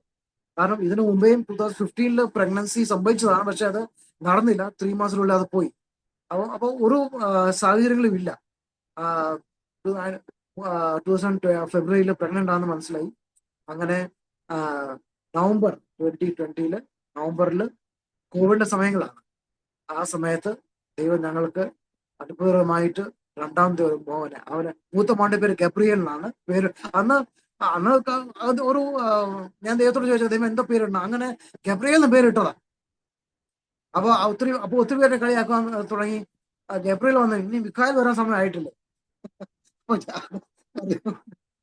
ദൈവത്തെ സഭയിൽ ദൈവം തരട്ടെ ഓർത്ത് ഇങ്ങനെ ഇരിക്കുമ്പോഴാണ് 2020 നവംബറിൽ ദൈവം ഒരു കുഞ്ഞിനെ തന്നു. ആ മോനെയാണ് ഞങ്ങളെ മിഖായലിനെ പേരിട്ടു. അങ്ങനെ അപ്പം ദൂതന്മാരി ഇപ്പൊ സ്വന്തം വീട്ടിലുണ്ട്. ഇനി എന്താ പേടിക്കേണ്ടതെന്ന് പറഞ്ഞാൽ അങ്ങനെ. അപ്പം കുഞ്ഞിന് ചെറിയ പ്രശ്നമുണ്ട്. എല്ലാ 6 മാസം ഇങ്ങനെ കണ്ണ് ചെക്കപ്പ് ചെയ്യും. ഇങ്ങനെ പക്ഷെ അല്ലാതെ വളരെ ആക്റ്റീവായിട്ട് ദൈവകൃപയിൽ വളർന്നു. അങ്ങനെ മൂത്ത മോൻ ഇപ്പൊ 9-ാം ക്ലാസ്സിൽ. അപ്പൊ അവന്റെ പ്രാർത്ഥന, അവന്റെ 11-ാം വയസ്സിലാണ് അവർക്ക് ബ്രദറിന് കിട്ടുന്നത്. അവൻ അതിന്റെ സന്തോഷമുണ്ട്. അപ്പം 11 വയസ്സ് ഡിഫറൻസ് ആണ്. അവൻ 9-ാം ക്ലാസ്സിൽ, അവിടെ ഇപ്പൊ 15 വയസ്സ്. കുഞ്ഞു മോന് ഇപ്പൊ 4 വയസ്സ്. അങ്ങനെ ദൈവം അങ്ങനെ ഒരു അത്ഭുതമായിട്ട് ഇതുവരെയും വഴി നടത്തിക്കൊണ്ടിരിക്കുന്നു. ഞങ്ങൾ അവിടെ 15 വർഷം അവിടെ MP-യിലായിരുന്നു. പിന്നെ അവിടുത്തെ സാഹചര്യം മോശമായി, ഭയങ്കര ആന്റി ക്രിസ്ത്യൻ ആറ്റിറ്റ്യൂഡ് ഭയങ്കരമായിട്ടും മോശമായതുകൊണ്ട് അവിടുന്ന് സ്ഥലം വിടേണ്ടി വന്നു.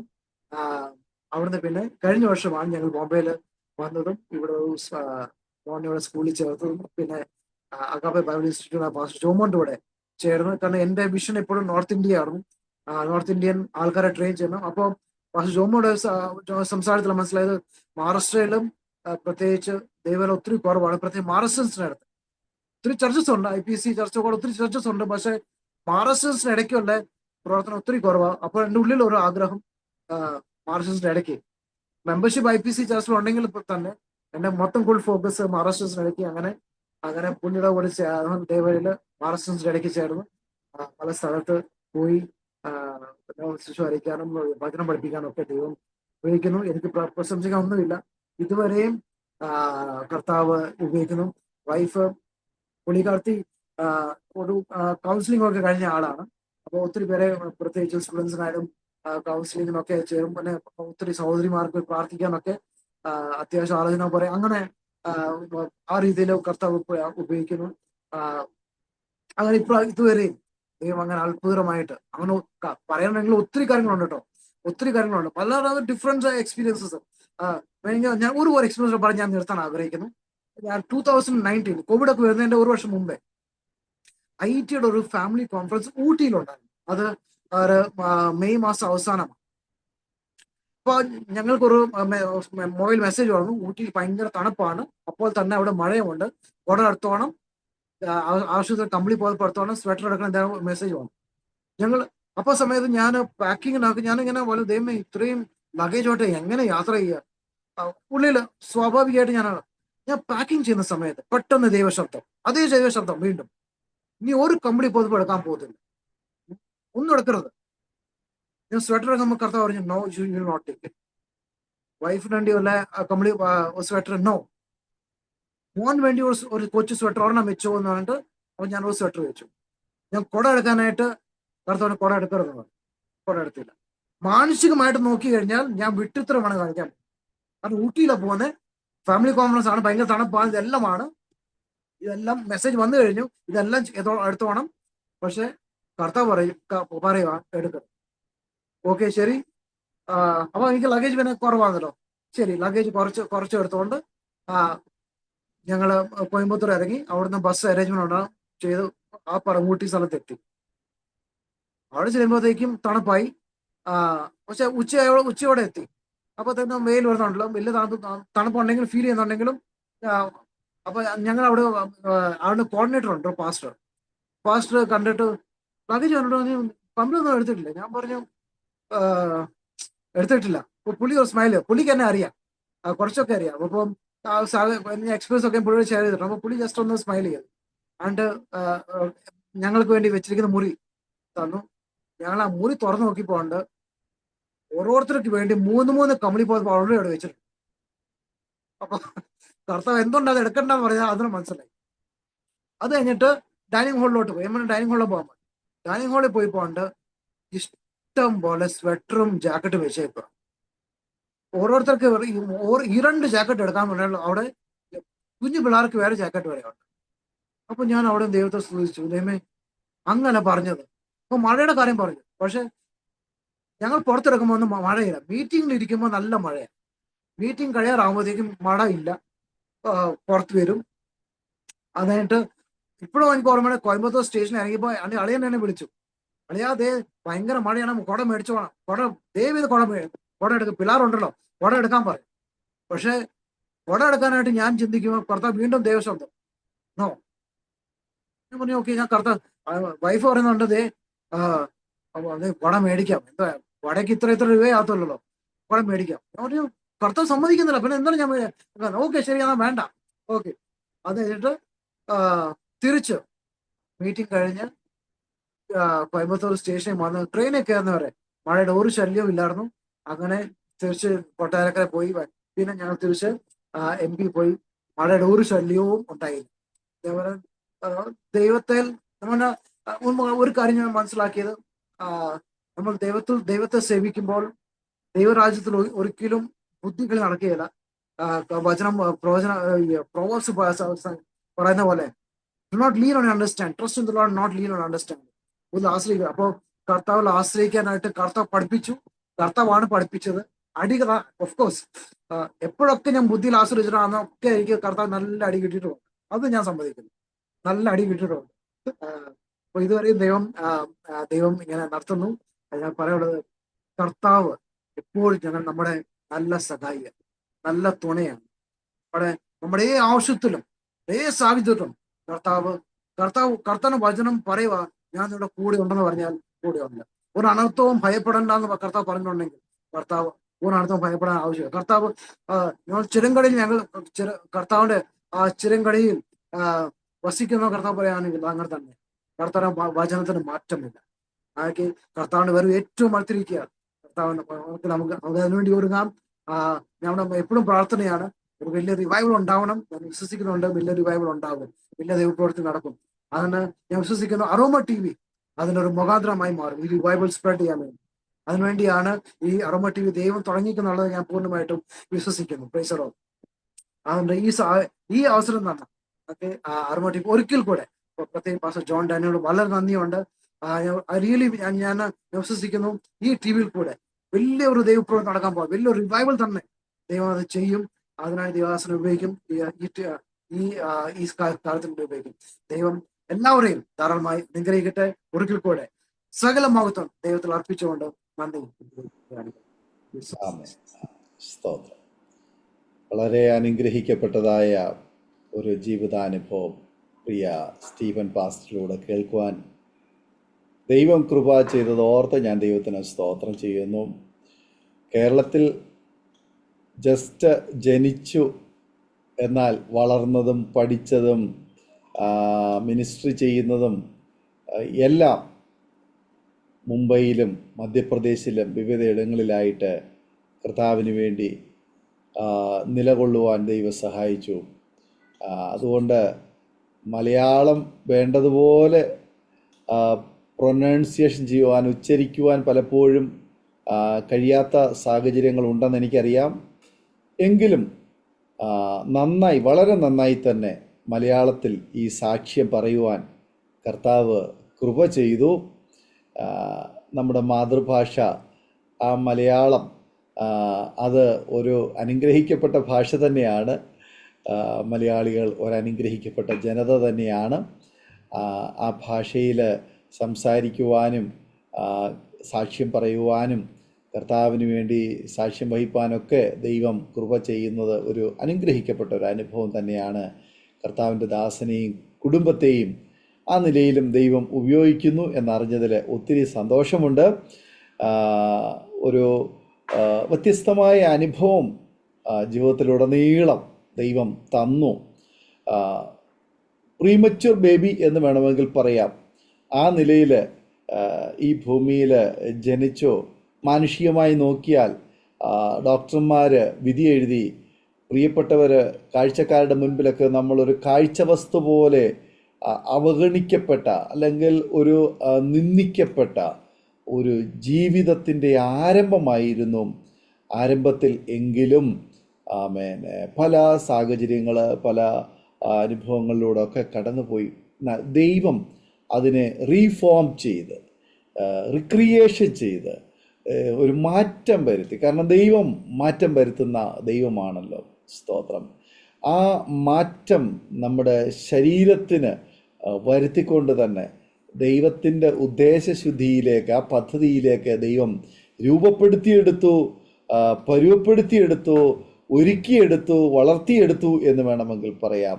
ഇന്ന് കർത്താവിന് വേണ്ടി അങ്ങനെ ഒരുക്കപ്പെട്ട ഒരു വ്യക്തിയുടെ അനുഭവ സാക്ഷ്യം കേൾക്കാൻ കഴിഞ്ഞു എന്നത് എനിക്ക് വളരെ സന്തോഷമായി തോന്നുന്നു. കർത്താവിൻ്റെ ദാസനെ, കുടുംബത്തെ ദൈവം അനുഗ്രഹിക്കട്ടെ. ജീവിതത്തിൽ ഒത്തിരി അത് തന്നെ വലിയൊരു സാക്ഷ്യമാണ്. നമ്മുടെ ജീവിതത്തിൽ വന്ന ആ ട്രാൻസ്ഫോർമേഷനും അതുപോലെ തന്നെ വന്ന ആ രൂപാന്തരങ്ങൾ. ജനിച്ചപ്പോൾ ഒരു രൂപം, വളർന്നു വന്നപ്പോൾ വേറൊരു തലത്തിലേക്ക് മാറി, ഇപ്പോൾ വളരെ അക്യുറേറ്റ് ആയിട്ടുള്ള ഒരു പ്രീമച്വർ ബേബി എന്നൊരിക്കലും പറയുവാൻ കഴിയാത്ത നിലയിൽ വളരെ നോർമലായി തന്നെ ഉള്ള ഒരു ലൈഫ് കർത്താവ് തന്നല്ലോ. അത് ഓർത്ത് ഞാൻ കർത്താവിന് സ്തോത്രം ചെയ്യുന്നു. അനുഗ്രഹിക്കപ്പെട്ട കുടുംബജീവിതം, കുഞ്ഞുങ്ങൾ, ശുശ്രൂഷയുടെ തലങ്ങളൊക്കെ ദൈവദാസന് ദൈവം തന്നു. ആമേനെ. പിന്നെയും കർത്താവിന് വേണ്ടി ഏറെ പ്രയോജനപ്പെടുവാൻ, നിലകൊള്ളുവാൻ, നല്ല സാക്ഷ്യം വഹിപ്പാൻ സൗഖ്യവും ആരോഗ്യവും ദീർഘായുസ്സും എല്ലാ അവസരങ്ങളും ദൈവം ഒരുക്കട്ടെ എന്ന് ആശംസിക്കുന്നു, പ്രാർത്ഥിക്കുന്നു. ഞങ്ങളെ കേട്ടുകൊണ്ടിരുന്ന മാന്യ പ്രേക്ഷകരെ, നിങ്ങളുടെ ഓരോരുത്തരുടെയും ജീവിതത്തിലും ഇങ്ങനെയുള്ള വ്യത്യസ്തമായ അനുഭവങ്ങൾ ഒരു പക്ഷെങ്കിൽ ഉണ്ടാകുമായിരിക്കാം. ആമേൻ. ദൈവം നിങ്ങളുടെയും ജീവിതത്തിൽ ആമേൻ കർത്താവിൻ്റെ ദാസൻ്റെ ജീവിതത്തിൽ ചെയ്തതുപോലുള്ള എല്ലാ അനുഗ്രഹങ്ങളും അനുഭവങ്ങളും നൽകി തന്ന നിങ്ങളെയും കർത്താവിന് വേണ്ടി പ്രയോജനമുള്ളവരാക്കി ആമേൻ ദൈവം ഒരുക്കിയെടുക്കട്ടെ എന്ന് ഞങ്ങൾ ആശംസിക്കുന്നു, പ്രാർത്ഥിക്കുന്നു. നമുക്ക് ഒരു നിമിഷം ദൈവസേനയിൽ പ്രാർത്ഥിക്കാം. ആമേൻ. നിങ്ങളുടെ ജീവിതത്തിൽ ഈ സാക്ഷ്യം ഒരനുഗ്രഹമായി തീർന്നല്ലോ. അനേകർക്ക് ഒരനുഗ്രഹമായി തീരേണ്ടതിന് ദൈവസന്നിധിയിൽ കർത്താവെ ഞാനിതാ എന്നെ സമർപ്പിക്കുന്നു എന്ന് നാം ഒരുമിച്ച് പ്രാർത്ഥിക്കുമ്പോൾ പ്രിയ കർത്താവിൻ്റെ ദാസൻ പ്രേക്ഷകർക്ക് വേണ്ടിയിട്ട് ചുരുക്ക വാചകങ്ങൾ ഒരു നിമിഷം പ്രാർത്ഥനയിൽ സഹായിക്കും. പ്രാർത്ഥിക്കും. സ്തോത്രം സ്തോത്രം സ്തോത്രം. പരിശുദ്ധനായ സ്വർഗ്ഗീയ നല്ല പിതാവേ, നന്ദിയോടെ സ്തോത്രം ചെയ്യുന്നു, സ്തുതിക്കുന്നു. കർത്താവ് നല്ല സമയത്തിനായി സ്തോത്രം. കർത്താവ് തന്നാൽ മുഖാന്തരമായി സ്തോത്രം. പ്രത്യേകിച്ച് കർത്താവ് സാക്ഷ്യം കേട്ട എല്ലാ പ്രേക്ഷകർക്കായി പ്രാർത്ഥിക്കും. കർത്താവ് ഓരോരുത്തരെയും അങ്ങനെ കരങ്ങളിൽ ഏൽപ്പിക്കുന്നു. കർത്താവ് ഓരോരുത്തരുടെ അനേക പ്രയാസങ്ങളും ബുദ്ധിമുട്ടുകൾ പോകുന്നവരുണ്ടല്ലോ കർത്താവ്, അങ്ങ് അറിയുന്നല്ലോ. കർത്താവെ, അങ്ങയുടെ സാന്നിധ്യം ഇറങ്ങി അവർക്ക് വേണ്ടി കർത്താവ് അത്ഭുതം ചെയ്യണം. അങ്ങ് അവർക്ക് വേണ്ടി അമേൻ കരുതുന്ന ദൈവമാകിയ സ്തോത്രം ചെയ്യുന്നു. കർത്താവെ, അമേൻ അമേൻ. ഈ സാക്ഷ്യം കർത്താവെ അവരെ അങ്ങേ അങ്ങയിൽ കൂടുതൽ അടുക്കുവാനും കർത്താവ് അവരിൽ കൂടെ കർത്താവ് അങ്ങനെ നാമം മാത്രമൊക്കെ സഹായിക്കണമേ. ദൈവരാജ്യം വ്യാപ്തിയാകണമെന്ന് കർത്താവ് ദൈവനാമം മാത്രമൊക്കെ സഹായിക്കണമേ. കർത്താവേ, ഹല്ലേലൂയ. ദൈവമേ, ഓരോരുത്തരും അവരുടെ കുടുംബങ്ങളെയും കുഞ്ഞുങ്ങളെയും എല്ലാവരെയും അനുഗ്രഹിക്കണമേ. ഹല്ലേലൂയ. അമേൻ അമേൻ. തകർന്നിരിക്കുന്ന അവസ്ഥകൾ അവരുടെ പ്രിയവരൊക്കെ കർത്താവെ അങ്ങനെ സാന്നിധ്യം ഇറങ്ങി അവരുടെ ജീവിതത്തിലൊക്കെ വലിയ രൂപാന്തരങ്ങൾ വരുത്തുമാറാണമേ. അസാധ്യമെന്ന് കാണുന്ന സാഹചര്യത്തിലൊക്കെ കർത്താവെ അങ്ങനെ സാന്നിധ്യം ഇറങ്ങി സാധ്യമാക്കി കൊടുക്കുമാറാണമേ. കർത്താവെ, അമേൻ അമേൻ. ഒരിക്കൽ കൂടെ TV അങ്ങനെ കാര്യങ്ങൾ ഏൽപ്പിക്കുന്നു, ദേവദാസന കാര്യങ്ങൾ ഏൽപ്പിക്കുന്നു. കർത്താവെ, ശക്തിയോടെ അങ്ങ് ഉപയോഗിക്കുന്ന ദൈവമാകിയ സ്തോത്രം ചെയ്യുന്നു. ദൈവം മാത്രം പോകുന്നതിനായി സ്തോത്രം ചെയ്യുന്നു. ഹല്ലേലൂയ. ഇതിൽ കൂടെ കർത്താവ് വലിയൊരു ആത്മ ഉണർവ് സംഭവിക്കാൻ പോകുന്നതിനായി സ്തോത്രം ചെയ്യുന്നു. കർത്താവെ, ഹല്ലേലൂയ. കർത്താവ് അങ്ങയുടെ വരവിന് വേണ്ടി കർത്താവെ ഞങ്ങൾ ഓരോരുത്തരെയും ഒരുക്കുന്ന ദൈവമാകിയ സ്തോത്രം. Hallelujah hallelujah hallelujah. എല്ലാ രീതിയിലും കർത്താവെ അമേൻ അങ്ങനെ സാന്നിധ്യം എല്ലാവരും മേൽ നിറയ്ക്കണമേ. ദുതുമാരുടെ കാവൽ അവർ ഉണ്ടാക്കണമേ. രോഗികളെ അമേൻ അങ്ങ് കരം അയച്ചു അങ്ങനെ വജ്രം അയച്ചു സൗഖ്യമാക്കണമേ. ദൈവം മാത്രമേ സഹായിക്കണം. പ്രാർത്ഥന നന്ദി പറയുന്നു, യേശുവിന്റെ നാമത്തിൽ ചോദിക്കുന്ന പിതാവേ, ആമേൻ ആമേൻ ആമേൻ. വളരെ അനുഗ്രഹിക്കപ്പെട്ട സാക്ഷ്യവും ജീവിതാനുഭവവും ദൈവനാമ മഹത്വത്തിന് വേണ്ടി അരോമ TVയിൽ പങ്കുവയ്ക്കുവാൻ സമയം വേർതിരിച്ച പ്രിയ കർത്താവിൻ്റെ ദാസനോടും കുടുംബത്തോടുള്ളതായ നന്ദി സ്നേഹം അറിയിക്കുന്നു. ദൈവമായ കർത്താവ് ധാരാളം അനുഗ്രഹിക്കട്ടെ, സൗഖ്യ ആരോഗ്യം ദീർഘായുസ്സും തരട്ടെ എന്ന് ആശംസിക്കുന്നു, പ്രാർത്ഥിക്കുന്നു. ഞങ്ങളെ കേട്ടുകൊണ്ടിരുന്ന പ്രേക്ഷകരുള്ളതായ നന്ദി സ്നേഹത്തിനത്തിൽ അറിയിക്കുന്നു. നിങ്ങൾക്ക് ഈ സാക്ഷ്യം ഒരനുഗ്രഹമായി തീർന്നുവെങ്കിൽ നിങ്ങളുടെ പ്രിയപ്പെട്ടവർക്ക് സുഹൃത്തുക്കൾക്ക് ഷെയർ ചെയ്ത് കൊടുക്കൂ. അവരും കേൾക്കട്ടെ, അനുഗ്രഹിക്കപ്പെട്ട് അതിലൂടെ ദൈവനാമമായി പെടുവാനിടയായിത്തീരും. നിങ്ങളുടെ വിലയേറിയ അഭിപ്രായങ്ങളും നിർദ്ദേശങ്ങളും കമൻറ്റ് ബോക്സിൽ രേഖപ്പെടുത്താവുന്നതാണ്. അതുപോലെ നിങ്ങളുടെ പ്രിയപ്പെട്ടവർക്ക് ഷെയർ ചെയ്ത് കൊടുക്കൂ. നിങ്ങൾക്കൊരു പ്രാർത്ഥനാ വിഷയമുണ്ട്, ഞങ്ങളുമായി ബന്ധപ്പെടുവാൻ ആഗ്രഹിക്കുന്നെങ്കിൽ സ്ക്രീനിൽ കാണുന്ന വാട്സപ്പ് നമ്പറിൽ ഞങ്ങളെ വാട്സപ്പിലൂടെ വിവരം അറിയിക്കൂ. ഞങ്ങൾ നിങ്ങൾക്ക് വേണ്ടി പ്രാർത്ഥിക്കാം. അടുത്ത് അനുഗ്രഹിക്കപ്പെട്ട സാക്ഷ്യമായി വീണ്ടും കാണുമ്പോഴേയും എല്ലാ പ്രിയപ്പെട്ടവർക്കും good bye. God bless you all. ഓർമ്മയുടെ മനോരഥത്തിൽ മായാത്ത ഓർമ്മയ്ക്കായി അരോമ മാട്രിമോണിയിൽ നിന്നും ജീവിത പങ്കാളിയെ കണ്ടെത്തൂ. നിങ്ങൾ ഒരു ക്രിസ്തീയ ജീവിത പങ്കാളിയെ അന്വേഷിക്കുകയാണോ? അതോ മക്കൾക്ക് അനുയോജ്യമായ ഒരു തക്ക തുണയ്ക്ക് വേണ്ടി പ്രാർത്ഥിക്കുന്ന വ്യക്തിയാണോ? എങ്കിൽ അരോമ മാട്രിമോണി നിങ്ങൾക്ക് വേണ്ടിയാണ്. ഇന്നു തന്നെ സൗജന്യമായി രജിസ്റ്റർ ചെയ്യൂ. അരോമ മാട്രിമോണിയുടെ പ്രത്യേകതകൾ: രജിസ്ട്രേഷൻ തികച്ചും സൗജന്യം. ലോകത്തെവിടെയുമുള്ള അനുയോജ്യമായ ക്രിസ്തീയ ജീവിത പങ്കാളിയെ തിരഞ്ഞെടുക്കാം. വിവാഹം നടക്കുന്നതുവരെ സർവീസ് ലഭിക്കുന്നു. ഏറ്റവും ചെറിയ പാക്കേജുകളും തിരഞ്ഞെടുക്കാം. അരോമ മാട്രിമോണി നിങ്ങൾക്കായി ഒരുക്കുന്നു വിവാഹം പരമാനന്ദം. Email aroma matrimony2020@gmail.com.